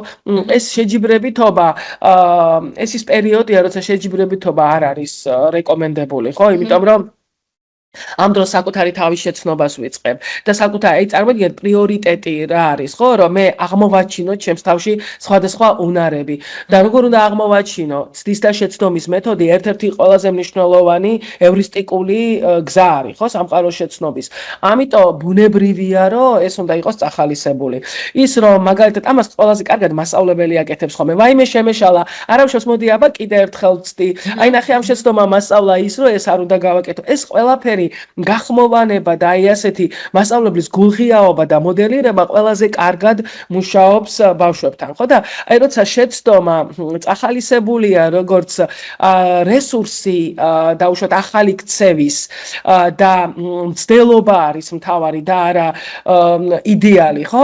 ამ შემთხვევაში უკვე ეს სირცხვილის ტოქსიკური ეფექტი აღარ არის ხოლმე და აი ზუსტად როცა ვამბობთ რომ როგორ ვაქციოთ დანაშაულის განცდად თუ რაღაც ისეთი ხდება, აი აქ ეს შემოდის. კიდე ერთი ნიუანსია ხოლმე, რომ აი მაგალითად ერთხელ მახსოვს ასევე საბავშვო ბაღში ვიყავი და ვიჯექი უკან რა და მასწავლებელმა სთხოვა რომ მოდი ახლა დავხატოთ. ხო, რა დავხატოთ? ნუ ძველ ამბავს გიყვებით ახლა კიდე ცოტა მიდგომები ცოტა სხვანაირია, მაგრამ მაშინ მასწავლებლის მართული აქტივობა იყო და მოკლედ მოდი დავხატოთ ქარიანი ამინდი. და ეს ბავშვები ყველანი იწყებენ, ნუ სადღაც 5-6 წლიანები არიან, ქარიანი ამინდის ხატვას და ჩემს გვერდზე ძალიან ლამაზი პატარა საყვარელი ბიჭი იჯდა და არ ხატავს ცოცხალი თავით და მეთქი რატო არ ხატავ თქო და არ მინდა ესეთი ხო დესტრუქციულად და მეთქი მაშინ მე მათხოვე რა მე დავხატავ თქო რა და კარგი გათხოვებო რა და რომ დავჯექი მეც დიდად ხატვარი ხო არ ვარ მაგრამ მეთქი თხა მაღლა ამას ვუყვები რომ ნახე მეთქი ხა მე ხეს დავხატავ და ხის ხატვა მასწავლა თქო ვიღაცამ ნახე რა მარტივია უნდა გააკეთო ესეთი იმას რო ვეძახით ტიჩკას რა ქვია ჩიტუნა თუ რა ვიცი ხო ჩიტუნას ესე გააკეთებ და მე ტოტებს გაუკეთებ და ადვილია თქო და აი როგორც კი ოდნავ დავიწყეთ ამაზე საუბარი გამომართვა მე თვითონ გააგრძელა მე დამცინა რომ შენო არიციო ქარიანი ამინდი ხები უნდა გადახარო მე მითხრა რომ ფოთლებიო აქეთაც არ უნდა დაგეყარა იმიტომ რომ ქარი წაიღებდაო ანუ რეალურად რატო შებრკოლდა ხო ეს ბავშვი მას ჰქონდა განცდა რომ მან არ იცის ხატვა და კარგი არ გამოუვა და როგორც კი დაინახავს მცდელობას რომ ან მივეხმარები რომ გაიგოს როგორ შეიძლება დავხატო ან დაინახავს რომ მცდელობა მთავარი რომ მე ხო ვუთხარი რომ არ ვიცი ხატვა რა და მოდი აბა რაღაცებს ვცდი მაინტერესებს რომ ან როგორც კი აი ამას ხო, ნახავთ, ძალიან კარგი სტრატეგია. ეგრევე ეხსნება ყველაფერი, ხო? იმიტომ რომ ჩვენ ადამიანები დასრულებიც ასე ვართ, ხო, რომ როდესაც გვაფასებენ, ხმას არ ვიღებთ, ხო? ეხლა რამდენჯერ ყოფილა ჩვენ ცხოვრებაში кейსი, რომ კითხვა დასვით და ვხედავთ, კითხვას არ ვსვავთ და არა და გვაქვს ბევრი კითხვები, მაგრამ რატო ბრკოლდებით, ხო? ბრკოლდებით, იმიტომ რომ გვეშინია შეფასების, გვეშინია დაცინვის, უკავშირის, ეხლა ჩვენ კიდე ისე მტკივნეულად არ გვეშინია თავს დავიცავთ და ეს პატარებთან მიმართებაში ცოტა სხვანაირად არის. ამიტომ ეს ძალიან დიდი მექანიზმი არის, ხო? და რაც თავარია, აი შეცდომის, კი არა და ქცევის, რომელიც არასახარბიელო იყო, მისი ასე ვთქვათ, დანაშაულის გზნობა თუ აქვს ბავშვს, გამოსწორებაში ძალიან მნიშვნელოვანია, რომ დავეხმაროთ. ხო, რეალურად მაგალითად გულწრფელი ბოდიშის მოხდაში მივეხმაროთ, ან მაგალითად გაფუჭებული როგორ შეიძლება დავაწებოთ და ასე შემდეგ და ასე შემდეგ. მოკლედ, რომ გავაგრძელოთ, კვლავ უნდა შევეხო ასევე თამაშს და თამაში არის ჩათვალეთ სოციალური ლაბორატორია, განსაკუთრებით წარმოსახვით თამაშს, ხო? რა როლი აქვს? თამაშს აქვს ძალიან დიდი როლი თვითრეგულაციაში და ზოგადად ემოციების რეგულაციაში. ანუ რა იგულისხმება? აქ შემოდის როლები, შემოდის ჩემი, ასე ვთქვათ, თვითრეგულაციური მექანიზმი, მიზანი, მიზნისთვის სტრატეგიების დასახვა, სტრატეგიების გადაფასება, შეფასება და რეალურად ეს ყველაფერი არის ჩემი დამხმარე მექანიზმი, რომ სამყაროში ვადაპტირდე. თან მით უმეტეს ბავშვები, როდესაც აი ამ წარმოსახვით თამაშებს, განსაკუთრებით რომელიც არის სიმულაციური თამაშები, ხო? ძალიან კარგად, ასე ვთქვათ, გადმოაქვთ სოციალური ურთიერთობები აი ამ თამაშში და თამაშში ყალიბდებიან და ინვითარებენ იმუნარებს, რაც რეალურად მე ადაპტაციისთვის სჭირდებათ. აი მაგალითად, განსაკუთრებით ახლა ხშირად თამაშობენ ხოლმე ბავშვები, მე მინდოდა სურათი ჩამეტო და ვეღარ მოვასწარი, როგორ ვზივარ საბავშვო ბაღში და როგორ მივირთმევ წარმოსახულ პიცას 4 პატარასთან ერთად. რატომ? იმიტომ რომ დამპატიჟეს, ვიყავი საბავშვო ბაღში და აწყობდნენ პიცას. წარმოსახვით, ხო, რაღაც ქაღალდებისგან პიცები გააკეთეს, მთელი ეს პროცესი, როგორი პიცა გინდათ, მე მითხრეს თუ თქვენ აქ დაბრძანდით, მოვიდა მიმტანი, მეკითხება, როგორი პიცა გნებავთ, ვეჯი პიცა გინდათ თუ ჩვეულებრივი, მე შევუკვეთე, მე წვენს დავლევდით შაქრიანი თუ გავშტერდი, იმდენად ფართო სპექტრი აქვს აი ამ ცოდნის, თან ესე კულტურულად ჭამდი, მე მოვიდნენ, გადასახადი მომიტანეს, იქ რაღაცა ჩეკიც მომიტანეს, მოკლედ, მთელი ეს პროცესები სრულად გააცოცხლეს, ხო? ეს თავისი გამოცდილებები. თავიდან ბოლომდე და თან ისეთი საყვარლები იყვნენ, პიცა რომ მოქონდათ, ეგ უნდა გენახათ, ხო? კარდონის პიცის ის იყო საჭერი, ზევიდან დახატული პიცაიდო, რომელიც ნაჭერ, ну აი არ ვიცი, იმდენად ნიუანსებში მე არც მიფიქრია, ამდენი სადაც ვერ მოვიფიქრებდი, რომ არჩევანი უნდა გამეკეთებინა, ვეჯი მინდოდა თუ არ მინდოდა. ანუ ყველაფერი გათვლილი, რატო ეს, რაში მეხმარება, ხო? ეს არის წესები, რომელსაც თანმიმდევრული დაცვა, ეს არის ცხოვრების სცენარი, ხო? ამ სცენარების გაცნობიერება, მათი ეფექტიანობა, საკუთარ თავზე მორგება, ეხმარება სწორედ რეგულაციაში და საკუთარი, ასე ვთქვათ, კომფორტულად ხარ, მე ადაპტაციური მექანიზმია რეალურად შენთვის, ხო? აი ყველაზე კარგად, მაგალითად, რაც შემხვედრია ახლა, რასაც თამაშობენ ხოლმე, სახელწოდები კარგად, კი ვიცი, საიმონმა თქვა ეს ვიცი, იმიტომ რომ ყველგან თამაშობენ ამას და ესე როცა იტყვით საიმონმა თქვა და მე რაღაცას როცა იტყვენ ეს უნდა გახორციელდეს, ხო? და მოსა იმპულსების კონტროლია, ხო, რეალურად რას გეუბნება, რომ შენ ცოტა ხანი ფოკუსირდი და გაჩერდი, აბა ეხლა მოусმინე, ეს არის ყველაზე ძალიან თითქოს ხო ისეთი თამაშია, რომ აი თამაშია რა.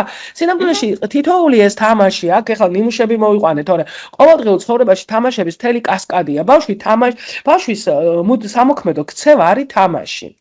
ანუ მისი წამყვანი საქმიანობა არის თამაში. თამაში ეს არ არის გართობა. თამაში არის მისი ბჭყალებში როგორც ცხოვრებაში მუშაობის მექანიზმი. ხო ასე მუშაობს ბავშვი. იმიტომ რომ ის თამაშობს რაღაცა საკუთარ ძალებს ცდის. იგივე წითელი შუქი, მწვანე შუქი, აქაც ხო სწაფი გადართვა გჭირდება ვიზუალურ სიგნალებზე, ყურადღების კონცენტრაციის განვითარება ხდება, საკუთარი ნებელობის, მზაობის, ემოციური მზაობის სხეულის კონტროლი ხდება, თვითრეგულაციაა ეს, ხო, რომ გაქვს მიზანი, ამ მიზნისთვის ხარ ყურადღებით ფოკუსირებული და ამ ყურადღების ფოკუსირების სწრაფი გადართვა გადმორთვის ხარჯზე კონკრეტულ შაბლონს მიყვები. ეს არის, ხო? და მე ეფექტურობას აფასებ. თუ არ გამოგდის, ცდილობ რომ სხვა სტრატეგია შეიმუშაო, იმისათვის რომ გაუმკლავდე ამ გამოწვევას. ეს არის ძალიან დიდი და მნიშვნელოვანი მექანიზმი. ამიტომ ამის დაკარგვა, მთავარი კითხვა რომ როგორ უმართოთ ემოციები, თვითრეგულაცია როგორ ვასწავლოთ ბავშვებს. ეს არის თამაშები. ყოველ თამაში თუ ასაკობრივად თვითონაც შემოდის, ხო? ჩვენ ვიცით რომ თუ კი მაგალითად პარალელური თამაში არის მანამდე, სადაც ბავშვი და ეგოცენტრიზმი სანამ კიდე უფრო მეტად მძლავრობს, ხო? სიტყვაზე ცოტა უფრო ძალისმიერი თამაშებიც არის. აი როგორც კი წესებიანი თამაში შემოდის 3 წლიდან ზემოთ, ხო? ეგრევე თვითრეგულაციური მექანიზმიც ძალიან უკვე ეს იმას ნიშნავს, რომ აქტიურია. წინააღმდეგ შემთხვევაში, აი კიდევ ერთი ნიუანსია, ხშირად ვაფუჭებთ ბავშვებს ბჭყალებში რა თვალსაზრისით, ხო? აი მე მახსოვს ერთხელ ადრე პროექტი გქონდა ჩვენ, ალბათ გახსოვთ, ნინო თქვენ ერთად ვიყავით იმ პროექტში როცა რეგიონებში ვცდილობდით აი ეს ყოველდღიური ცხოვრება როგორ გვექცია ბავშვის განმავითარებლად რაღაც პატარა ტიპის სამდღიანი სესიები ქონდა ხოლმე და ძალიან მარტივად ვცდილობდით მაგალითად როგორ აგვეწყო სათამაშოები და როგორ გვექცია გარემო განმავითარებლად და მაგალითად ერთხელ მახსოვს გავაკეთეთ ესეთი ბოულინგი თვითნაკეთი ბოულინგი ესე კოკაკოლის პატარა ბოთლებში მიწა ჩავყარეთ და ბურთს ვესროდით ხო არაფერი თითქოს და მშობლებთან ერთად თამაშობდით. მშობლებიც იყვნენ და აი მახსოვს რომ პირველი როდესაც ისროლა ბავშვმა ვერ გაარტყა და რა თქმა უნდა დაიწყო ტირილი რომ მინდა მასროლინეთ სანამ არ გავარტყა. და რა თქმა უნდა მშობელმაც დაიწყო საქმის ჩაწყობა რომ ასროლინე სანამ არ გაარტყამს. აი ეს არის ხო როდესაც ჩვენ გარკვეული თვალსაზრისით იმ პერიოდში როცა ბავშვმა თვითრეგულაცია უნდა ისწავლოს იმ პერიოდში როდესაც იმდენად კარგი სიტუაცია იყო იქ რომ ყურადღება არ მიაქცია მისი ცრემლებისთვის რომელიც მოადგა პირდაპირ მე მაგალითად მოვკიდებდი უბრალოდ ვერ მოვასწარი ხელს წავიყვანდი უკან დავაყენებდი აბა დაველოდოთ ახლა აბა სხვებს უყუროთ როგორ ესურიან აბა თუ ჩააგდებს ნახე აუც და რაღაც სტრატეგია აგვეცდა ხო თქვათ ესეც შეიძლება რომ როგორ გააგოროს და ასე შემდეგ როგორ სტრატეგია ამეცდა ან მასთან ერთად ყოფილიყავი იმ ფრუსტრაციის პერიოდში ნაცვლად ამის აუკაი რა ტირის და ნუატირებთ გეხოცები ასროლინეთ რა და ამასობაში სხვა ბავშვებისთვისაც არაკომფორტული იყო იმიტომ რომ მაგარ რატო უნდა ისროლოს ანუ ეს არის ეს მოცემულობა ეს თამაში თუ თამაშობ ეს თამაშია ხო სამ თამაში თავისი წესებია თვითონ გეუბნება თამაში რომ მოდი ეს დაარეგულირე და თვითრეგულაცია სწავლობ ამიტომ მე მესმის რომ არავის არ უნდა მithumetes ახლა კიდევ ვიმეორებ ეს ცრემლები სიმბოლური იყო ან გულით რომ მოგენდომებინა არც მქონდა რეალურად ეწყინა ხო რა თქმა უნდა ფრუსტრაციაა როდესაც რაღაც არ გამოგდის მაგრამ ხო, ბუნებრივია და მასთან გამკლავება შეიძლებოდა სხვა სტრატეგიით. კიდევ მაგალითად მნიშვნელოვანია, ქალწონია, იგივე ამ ტიპის თამაშები, რომელიც ალბათ ამზადებს ცხოვრებისათვის, ხო? იმიტომ რომ ჩვენ რაღაცა წესს ვიღებთ, რაღაცა ვცდილობთ ეს წესი რაღაცა შევითვისოთ და მე მოქმედებთ ამის შესაბამისად, ხო? ნამდვილად და თან ყველაზე საინტერესო ის არის, რომ აი სხვათა შორის თანამედროვე კვლევები ზუსტად მაგას გვეუბნება, რომ ბავშვები, რომლებიც ჰიპერმზრუნველობის მსხვერპლი არიან, ყველაზე მეტად კი არ იჭედებიან ბაღში ან მეორე კლასში. მე-5 მე-6 კლასიდან, აი მე-6 მე-7 კლასი არის ყველაზე კრიტიკული პერიოდი და რატო? იმიტომ რომ როცა უკვე აცნობიერებენ, რომ აღარ აქვთ ის ძალაუფლება, ის ყურადღება მათ გარშემო, ხდება ძალიან დამწკუნველი ეს, ხო? იმიტომ რომ რეალურად სანამ პატარა ხარ მეტნაკლებად უმკლავდები ამ ყურადღებას და სოციალური ასპექტებია, ხო? წამყვანი ქცევა, სოციალიზაცია, უყურებ უფროსები რასაკეთებენ, ცდილობის სწორი ქცევები გადმოიღო. აი უკვე დაახლოებით ზემოთ, როცა იდენტობის საკითხები შემოდის, აი იქ უკვე იჭედებიან. იჭედებიან, იმიტომ რომ 10 წლიდან 11 წლიდან უკვე იჭედებიან, იმიტომ რომ დაკარგეს ის მექანიზმი, რაზეც იყო მათი მთელი ცხოვრება აგებული. ამიტომ ეს არანაირად არ არის მხარდამჭერი ბავშვისთვის. ანუ გინდა თუ არ გინდა, აფუჭებ ამით რეალურად რა მის ცხოვრებას. ასევე მოკლედ აი აქ ჩამოთვალე უბრალოდ ძალიან ბევრი რაოდენობის თამაშებია, მაგალითად ბურთის გაგორება, კავშირი, მაგალითად აი დილის წრე ძალიან კარგად შეიძლება ემოციური რეგულაციისთვის გამოიყენოს, ემოციების სახელდებისთვის გამოიყენოს მასწავლებელმა, ხო? რომ რაღაცა, ან მაგალითად კიდევ ხშირად შემხვედრია მადლიერების გამოხატვა. აი რაღაცა წრეში ხდებიან და მადლიერების როგორ ეძახდნენ და მოვიწყდა, მაგრამ ნუ დღეს მე მადლობას ვუხდი, ჩემს მეგობარს, იმიტომ რომ მათხოვა ის სათამაშო. ხო, დღეს მე მადლობას ვუხდი, ესეც გააჩნია, ხო, ასაკს. ასევე კიდევ რაღაცა უამრავი თამაშები არის და კიდევ კარგად მუშაობს სოციალური ტიპის პროექტები. აი ერთ-ერთ სიტუაციაში მე როდესაც ერთ-ერთგან მე თვითონაც მუშაობდი, ძალიან კარგად მუშაობდა, ჩვენ მოვიყვანეთ მწვანილი, ეხლა რაც არ უნდა უცნაური იყოს, სივცე ქონდა საბავშვო ბაღში და ეს ერთად მოვიყვანეთ მწვანილი. თქვენ არ იცით როგორი პასუხისმგებლობით ეკიდებოდნენ და როგორ თან მე თვითონაც ამხელა დასრულმა ადამიანმა სულ არ მახსოვდა რომ ეს ჩვენი ოხრახუში ზამთარში შეიძლება იყოს თოვლის ქვეშ. ნუ აი თქვენ არ იცით ხო მუდმივად ზრუნავდნენ დანაგვიანებაზე, ერთმანეთს ეხმარებოდნენ, ერთმანეთს უზიარებდნენ ამ ყველაფერს, რომ ეს პასუხისმგებლობა, აი ეს კოლექტიური სამუშაოები, ხო, მაგალითად იგივე ეზოს და დაუშვათ მოწესრიგება, ან საკუთარი სივრცის გამოყოფა თუ ბაღს ამის საშუალება აქვს. აი მაგალითად ერთ-ერთ ქვეყანაში, სადაც მეგობარს გავყევი, საკუთარი შვილის ის იყო რა, მშობლის ჩართულობის ღონისძიება ჰქონდათ და მოკლედ ამ ჩემს უცხოელ კოლეგას ბარემ წამოდიო მაინც ეს თემა გაინტერესებს და მოკლედ, ეხლა რა ჰქონდა და რა იყო საინტერესო? საინტერესო იყო ის, რომ ეს მშობელი, ყველა მშობელს ჰქონდა თავისი დღე, როდესაც ამას ახლა საქართველოში ხშირად ვიყენებთ, როდესაც თავის პროფესიას აცნობს და ეს ფსიქოლოგი იყო და ძირითადად ექსპერიმენტები ჩავატარეთ, რაღაცები გავაკეთეთ, მოკლედ სხვა ასე ვთქვათ, სხვა კუთხეებში, სხვადასხვა აქტივობები განვათავსეთ და ჩვენ ვეხმარებოდით, რაც აინტერესებდათ, დავდევდით, მაგალითად, რა ვიცი, ცნობილი ზმრის და იმის ექსპერიმენტი როგორ კეთდება ვულკანი, აქეთ ჰქონდა აპლიკაცია, როგორ შეიძლება ჭიამაია გავაკეთოთ, ქაღალდით და ასე შემდეგ. და ყველაზე საინტერესო იყო ის, რომ გავიხედეთ და მთელს ამ ფანჯრებზე ჩამწკრივებული არის ერთნაირი მცენარეები. და მეთქი ეს რა არის? თქო, სახელები აწერია. ყველას ყავდა თავისი მცენარე. ანუ ეძახდნენ ჩვენი ფანჯრის ბაღი და ამ მცენარეს უვლიან ბავშვები. ოღონდ ეხლა აქ რატო არის? ხო, სოციალური რატო თქვი? ოღონდ ყველა, იცი როგორ არის, პასუხისმგებელი პირიც ყავდათ, რომ აი მაგალითად მე ჩემი კი არის ეს, მაგრამ მებაღეც ყავდათ. და ეს მებაღე იცვლებოდა რეგულარულად. ხო, მაგალითად, ამ კვირაში მებაღე მე ვარ, იმ კვირაში მებაღე შენ ხარ. რაც იმას ნიშნავს, რომ მე უნდა დავაკვირდე, აბა სინათლე ხო არ აკლია. ისეთი საყვარლა დამიხსნა ამ ბავშვმა. იციო რა არის? მეთქი აი რას აკეთებთ თქო? რას ვაკეთებოდა? აქო მაგალითადო სინათლე დიდხანს არ უნდა მოადგესო. ჩვენ მაგალითად ზაფხულში როცა ძალიან დიდი სიცხეაო, ვცდილობთ რომ სხვა ადგილას გადავანაცვლოდო. ასევე წყალი არ უნდა დააკლდესო. ზოგჯერ ვასხავთო ამიხსნათ რაღაცა ორ ნივთიერებას ვურევთ ერთმანეთშიო, რაღაც სახელები მითხრა. მეთქი საიდან იცის მასწავლებელს ვკითხე, ამას რეგულარულად. ანუ არაფერი, უბრალოდ ეს არის მზრუნველობა, მოვლა, პასუხისმგებლობა და კიდევ გაზიარებული პასუხისმგებლობა. ანუ როდესაც მე ვიღებ სხვებზეც პასუხისმგებლობას. ანუ მებაღე ვარ, რაც როგორი როლია რა ესეთი? კი, არა, ძალიან მე მომეწონა, იმიტომ რომ ძალიან ესეთი ავთენტური იყო მათთვის. ანუ არ ქონდათ საშუალება, ციოდა ძალიან, ზამთარი იყო, გარეთ, შიგნით ჩვეულებრივი სივრცე შექმნა მასწავლებელმა, რაც შეეძლო.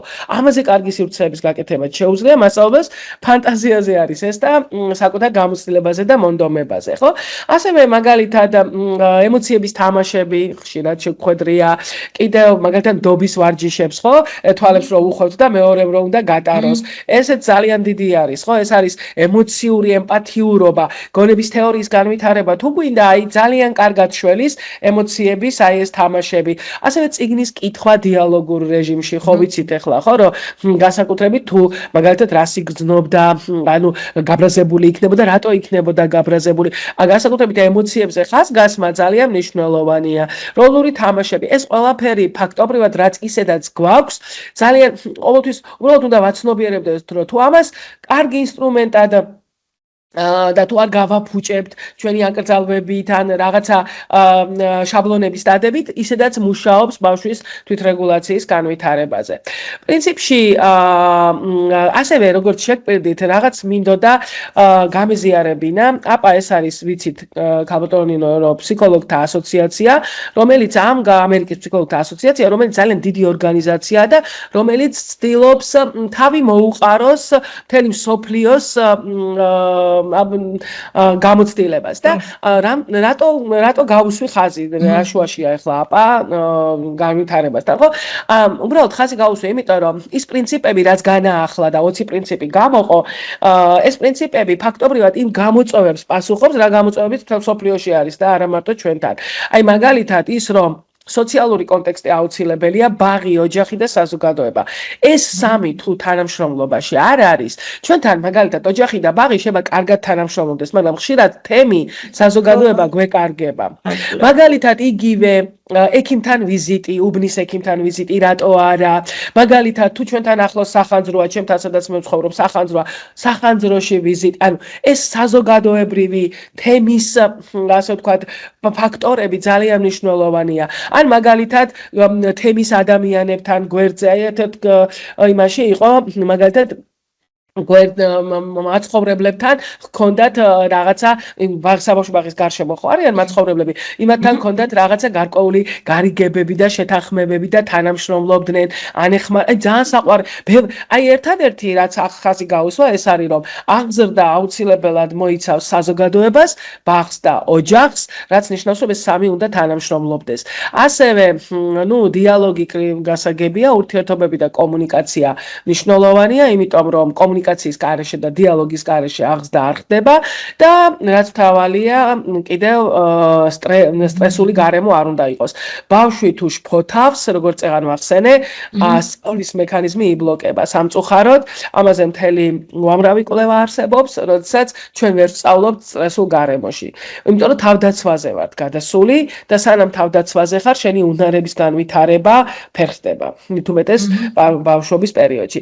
ასევე კიდევ საინტერესო არის როგორ შეიძლება თვითრეგულაცია მე რამდენიმე პრინციპი ამოვიღე ყველა რა თქმა უნდა არ წამოვიღე ის რაც საკვანძოდ მივიჩნიე გამოწვევად ერთი რომ თვითრეგულაცია ჭყალებში ასე უწოდებენ არის კუნთი ისევე როგორც კუნთი ვარჯიშობ და იზრდება ესე თვითრეგულაციას ჭირდება გაწრთნა და სწავლა შეიძლება დიახ თვითრეგულაცია სწავლადია თვითრეგულაცია სწავლის გარეშე არ არსებობს და ხე თვითრეგულაცია სწავლადია ოღონდ ბავშვის საჭიროებების გათვალისწინებით თვითრეგულაციას შოლტით ვერ მასწავლით ამიტომ არის რომ აღზრდელი არის ტვინი და არა აღზრდელი არის შოლტი. რატო არის ტვინი? იმიტომ რომ აღზრდელმა უნდა იფიქროს რა ჭირდება ბავშვებს და როგორ შეიძლება მათი საჭიროებებიდან გამომდინარე გაავარჯიშოს თვითრეგულაცია. ასევე მოლოდინები ძალიან მნიშვნელოვანია რუტინა. რა რუტინა არსებობს გარემოში?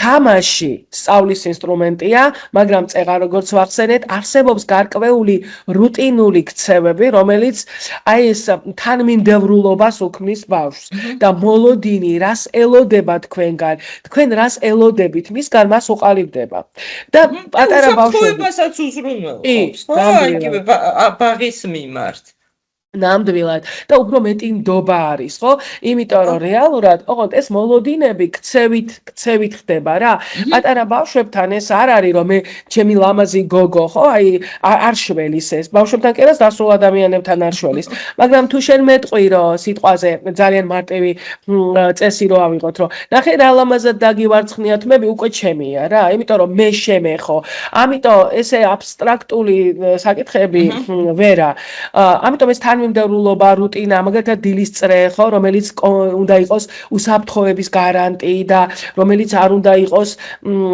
ბავშვების დროებითი ასე ვთქვათ საცავი სანამ გადაიყვანენ სამოქმედო გარემოში ეს ნიუანსები ძალიან გადამწყვეტი და ძალიან მნიშვნელოვანია და ბოლოში ეფექტურ მართვას მიიჩნევენ პოზიტიურ ურთიერთობებს და მხარდაჭერას ხო ანუ რეალურად მასწავლებელი გარემო შემოსავლელი საერთოდ არც ჩანდეს გარემო იყოს მხარდამჭერი მხარდაჭერი და გზამკვლევი ბავშვისთვის. ანუ დამსჯელი გარემო არ უნდა არსებობდეს წესით არანაირად საბავშვო ბაღში, ხო? იმიტომ რომ არა მარტო საბავშვო ბაღში, ოჯახშიც, ხო? დასჯა არასოდეს არ არის ის მექანიზმი. აი ის რაც ყველაზე კარგი მაგალითი არის ძალიან მარტივი ავიღოთ წესების სისტემა, ხო? აი მაგალითად, როცა ჩვენ წესების სისტემას ნეგატივზე ვაწყობთ, მაგალითად, არ ვირბინოთ, არაფერს არ მაძლევს, ხო? იმიტომ რომ მე მეუბნები მიკრძალავ, აკრძალვაში ვარ. გავიგე რომ არ უნდა ვირბინო, მაგრამ ეს არ უნდა ცვლებს სწორ პატერნს. ამიტომ კი ბატონო, თუ კი იგივეს დამიწერო, ვიაროთ ნელა, ან მაგალითად ვეცადოთ დაუშვათ არ ვეცადოთ ვისაუბროთ ხმადაბლა. ხო, რეალურად მე ამით მასწავლის სწორ პატერნს და იგივეა რა, არ იყვიროს მაგივრად, ვისაუბროთ ხმადაბლა, პატივივცეთ ერთმანეთის, რა ვიცი, რაღაცა ეს ორი სხვადასხვა მოცემულობა. მაინც ხშირია, იცით, აი იგივე საგანმანათლებლო დაწესებულებებში, ეს რაღაც აკრძალვითი წესები. ხო, ეთყობა ჩვენ დაუნებურად რაღაცნაირად უსაფრთხოებას ესე ვცდილობთ რომ უზრუნველყოთ, ხო? და ეს ძალიან მნიშვნელოვანი რამ ბრძანეთ, რომ უნდა გავუსვათ ხაზი, თუ რა და როგორ უნდა გავაკეთოთ. კი, მაგრამ რაც ერთის ახალისო ამბავიც უნდა გითხრათ, მოკლედ გერმანიაში მთელი ჩემი უზარმაზარი ტრენინგი გავიარეთ 2 საათიანი, რომ როგორ პოზიტიურად როგორ უნდა ვესაუბრო და არავითარ შემთხვევაში არ ქნა, არ იყვირო, არ ირბინო და დავასრულეთ ტრენინგი, მოკლედ გვაქვს რაღაცა გართობა ამბავი და გამოვდივართ გარეთ და მე ხა მცენარეები მიყვარს და უცებ ხედავ აწერია არ დააბიჯოთ მცენარეს. ნუ თქვა რა რატო გიწერია და დააბიჯოთ მცენარეს. ხა ფიქრობს, ой, ვერ მოვიფიქრეთ როგორ და მე თვითონ ვეთქვა, მე სიცოცხლე მინდა შემეძლო დამეწერა. ან რაღაცა, ანუ ვეპარება მესმის, მაგრამ მთლიანად მიდგომის არსი არის ის რომ აკრძალვა არ მუშაობს. იცით რა, მუშაობს იმ მომენტისთვის, მაგრამ გრძელვადიან პერსპექტივაში არ მასწავლის როგორ არ მასწავლის და აი მე ახლა ძალიან კარგად უკვე გამეზარდა შვილები და ვხვდები სად ჩემი ყველა დაშვებული შეცდომა წამომეწიათ დასრულებაში. ეს არის ხო პიროვნების განვითარებას სჭირდება ცოტა მეტი რუდუნება და მეტი მოთმენა. მორჩა მე დავასრულებ ერთ ნიუანსაც შევეხები და მეც ასე ვთქვათ აღარ. ერთი ძალიან საინტერესო კონცეფცია, რომელიც სხვადასხვანაირად შეიძლება იყოს გაგებული, ოღონდ რომლის შესრულებასაც სჭირდება კარგი მზაობა, არის როდ სოპერის ესეთი 5 წრე. და ხშირად იყენებენ ხოლმე ხელის თითებს, ხო, ამისთვის. არ ვიცი, რამდენად ქართული რეალობისთვის არის ეს მისაღები თუ ნაცნობი, ვერ გეტყვით. რეალურად რა არის, ხო? ყოველთვის ვცდილობთ, რომ ბავშვმა თავის თავში მოიაზროს ის ადამიანები, ოღონდ ეს ცნობიერად არ გულისხმობს. ზოგადად ეგულებოდეს, რომელებიც მის გარშემო უსაფრთხოებას ქმნიან. რატომ? ესენი არიან ჩემი მხარდაჭერის წრე. ჩვენ ცხოვრებაში გვჭირდება აფილირება, მხარდაჭერა გვჭირდება გარკვეული წრისგან. და ეს ქმნის მიჯაჭვულობას აფართოვებს, უფრო მედეგობას ზრდის და ხშირად აქ ვინ შეტყავთ ხოლმე. ხო, ხა როგორ აკეთებენ ამას? აი მაგალითად, ბავშვებს ხშირად ოღონდ ეს კიდევ ვიმეორებ, ეს არ არის გამოკითხვა, არ არის დაკითხვა. არა აქვს დემონსტრაციული ხასიათი, უბრალოდ ბავშვებს ეკითხებიან. აი ვისთან გიხარია თამაში, ვინ არის როცა გეშინია ვინ გეხმარება, საიდუმლოებს ვის უზიარებ და დახატული აქვთ ხელი და ყოველთვის აკრავენ სხვადასხვა ასე ვთქვათ, შეიძლება ეს იყოს ბარათით, შეიძლება ეს იყოს რა ვიცი მიკრული და თითოეულზე უწერს მასწავლებელი იმ ადამიანის სახელს, ყოველ კვირა შეუძლია შეცვალოს. და ეს რას აძლევს მასწავლებლებს? ახლა მაგალითად როდესაც ვიკითხე რომ რაში ჭირდება ეს და ცოტა დისკრიმინაციულად ხო არ იმუშავებს. არა, პასუხობენ რომ იცით რა, ეს მშობლისთვის არის განსაკუთრებით გაიდლაინი, იმიტომ რომ მშობელმა უნდა იცოდეს ამ წრეში მისი როლი რა არის და ემოციური მხარდაჭერა როგორ გაუკეთოს, ხო? იმიტომ რომ რეალურად ამ წრეს ჭირდება გამყარება და ბავშვს ჭირდება სტაბილობის განცდა. და ეს დროთა განმავლობაში ამ აქტივობებსაც ხშირად გამოიყენებენ ხოლმე. რომ დავასრულოთ, როგორ გავხდეთ საყრდენი, საიმედო ბავშვისთვის, პირველი, ემოციური სარკე უნდა ვიყოთ, ანუ რეალურად ყველაზე დიდი გამოწვევა არის, რომ ვაღიაროთ ბავშვის გრძნობები, ანუ სარკე რატო, ხო? იმიტომ რომ მე დავინახე, რომ შენ გაბრაზებული ხარ, მე დავინახე, რომ შენ ბედნიერი ხარ, მე ვხედავ, რომ შენ გწყინს ან რაღაცა. აუცილებელი, რაც არის კიდე უკუ კავშირი. ძალიან ბევრჯერ, როდესაც ვესწრებოდი სხვადასხვა აქტივობებს, ძალიან ბევრჯერ, როდესაც ქუჩაშიც დავკურვები ვარ ჩემს პირად ცხოვრებაშიც, ყველაზე დიდი ტრამვა არის ბავშვისთვის უკუ კავშირის გარეშე დატოვება. აი მახსოვს ერთხელ ზეიმის გამო ბავშვი რაღაცას ეუბნებოდა მასწავლებელი გადართული იყო, იმიტომ რომ ის სცენარი მნიშვნელოვანი იყო სამწუხაროდ და ასე მსხვერპლი ხვდებით ხოლმე სცენარების და არ მოусმინა, უბრალოდ ხელი მოკიდა და დააყენა თავის სწორ ადგილას.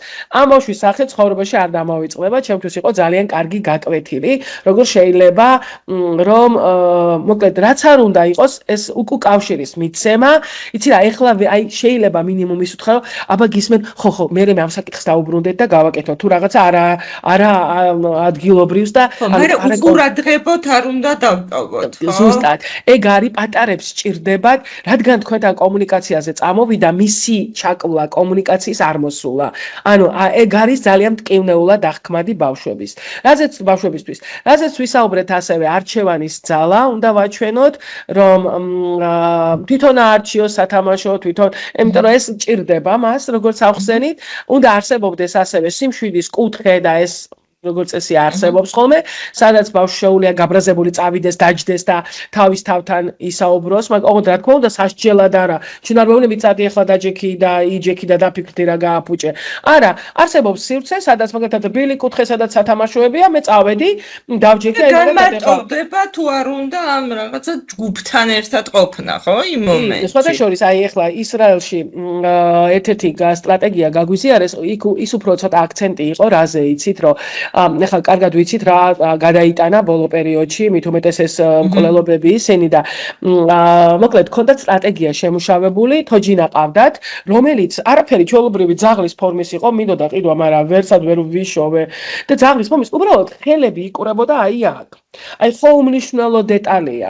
მაგრამ როდესაც ბავშვები ბრაზდებოდნენ, ან მაგალითად ტრამვის რაღაცა მოხდა და უცბად ამ სათამაშოს რო აძლევდნენ, ეს რო გეხუტება და რო აქ იკვრება თერაპიული ეფექტი აქვს. ნუ ყოველ შემთხვევაში მთელი ეს დანერგილი აქვს, როგორც თერაპიული სათამაშო, რატო? იმიტომ რომ ეს ეხუტები და შენს ბრაზს უზიარებ.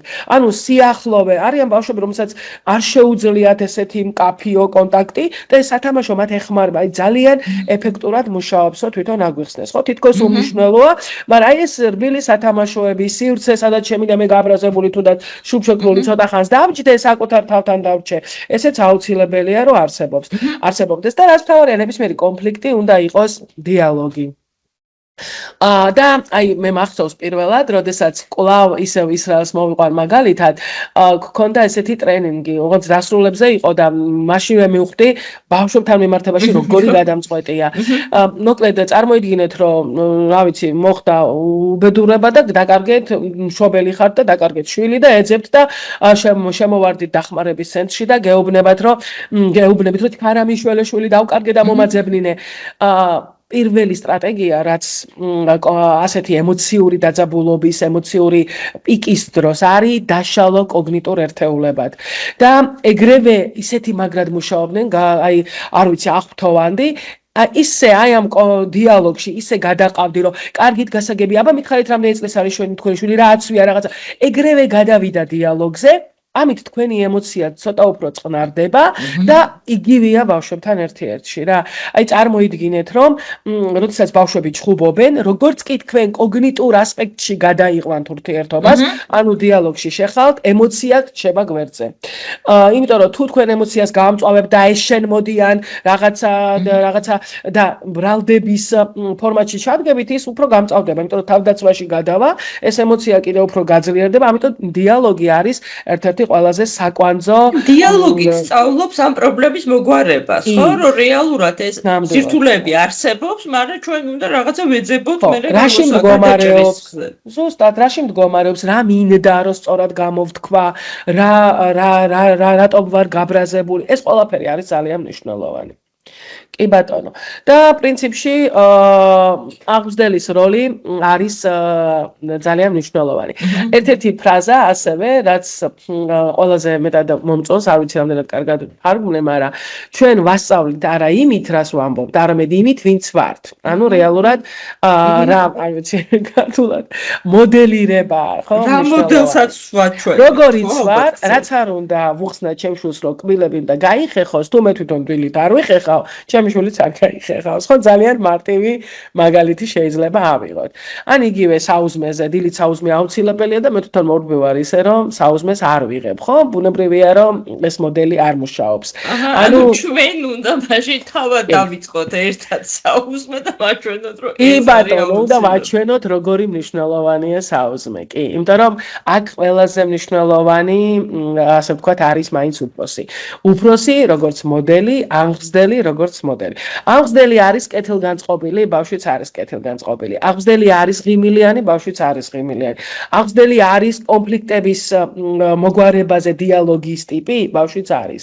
ეს არის ხშირად ვამბობთ ხოლმე, რომ ბავშვი ოჯახის სარკეაო, ბავშვი არის გარემოს სარკე ნამდვილად, იმიტომ რომ რეალურად მოდელირებას აკეთებს.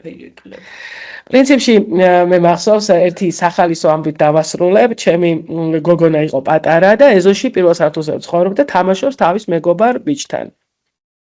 და რას თამაშობენ? ახლა ამას უჭირავს ჩანთა და კარტები და ეს ბიჭი მეუბნება წამოწვა სკამზე და მეზობელმა დამიძახა გამოხედე რას თამაშობენ და წამოწვა სკამზე და ეუბნება ძალიან დაღლილი მოვედიო სამსახურიდან, მაგრად მშიაო. ცოტა ხანი დავისვენებ და რამე საჭმელი გამიკეთეო. ეს პასუხობს, არაფერი არ გვაქვს სახლში საჭმელიო.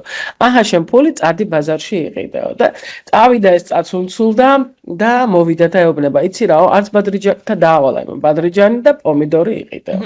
არც ბადრიჯანი იყო, არც პომიდორი, სამაგიეროდ წიგნები ვიყიდეო და აი მან შემრცვა ჩემი როლის და რეალურად გამოამზეურა, გამოიტანა ის სარკე, რაც რეალურად მის მოდელირებაა, ხო, რეალურად. ანუ ჩემი როლი სამწუხაროდ იქ რო კარგად ვერ ვასრულებდი ამ თვალსაზრისით მშვენივრად დაიჭირა. ეს კი არ არის ცნობიერი, მაგრამ ეს გრძელვადიან პერსპექტივაში ასე გრძელდება. მოკლედ, მადლობა ნინო. მაგრამ როგორ გიყვარს წიგნები ხო? მაგრამ სამაგიეროდ იმ პერიოდში მართლა დიდი რაოდენობით სულ წიგნებს ვეზიდებოდი და ეთყობა ეს ჩარჩა ძალიან ასე რომ წიგნიერების თვალსაზრისითაც იგივეა, ხო? იმიტომ რომ ზოგჯერ არის რომ ამბობთ, ბავშვი არ კითხულობს და ჩვენ რო კითხავთ, ბოლოს რა წაიკითხე? ხო, აი, ეგ არა, ეს მოდელირებაა, ყველაფერი მოდელირებაა აბსოლუტურად, იმიტომ რომ ეს ყველაზე კარგად ვსწავლობთ ის, რაც ჩვენს წინ არის, ხო, გამოცდილების ნაკადად. ქალტონია, უღრმესი მადლობა და ვფიქრობთ თქვენი ძალზედ საინტერესო რჩევებით, რეკომენდაციებით, ასე ვთქვათ, დახუნძლული ვებინარი ძალიან საინტერესო და საგულისხმო იქნება, როგორც საბავშვო ბაღების საგამომცემლო პერსონალისთვის, ისე ადრეული ასაკის და არა მხოლოდ, ასე ვთქვათ, მშობლებისთვის. დიდი მადლობა კიდევ ერთხელ. მოწვევისთვის, დიდი მადლობა ნინო კომუნიკაციისა და თანამშრომლობისთვის. მადლობა.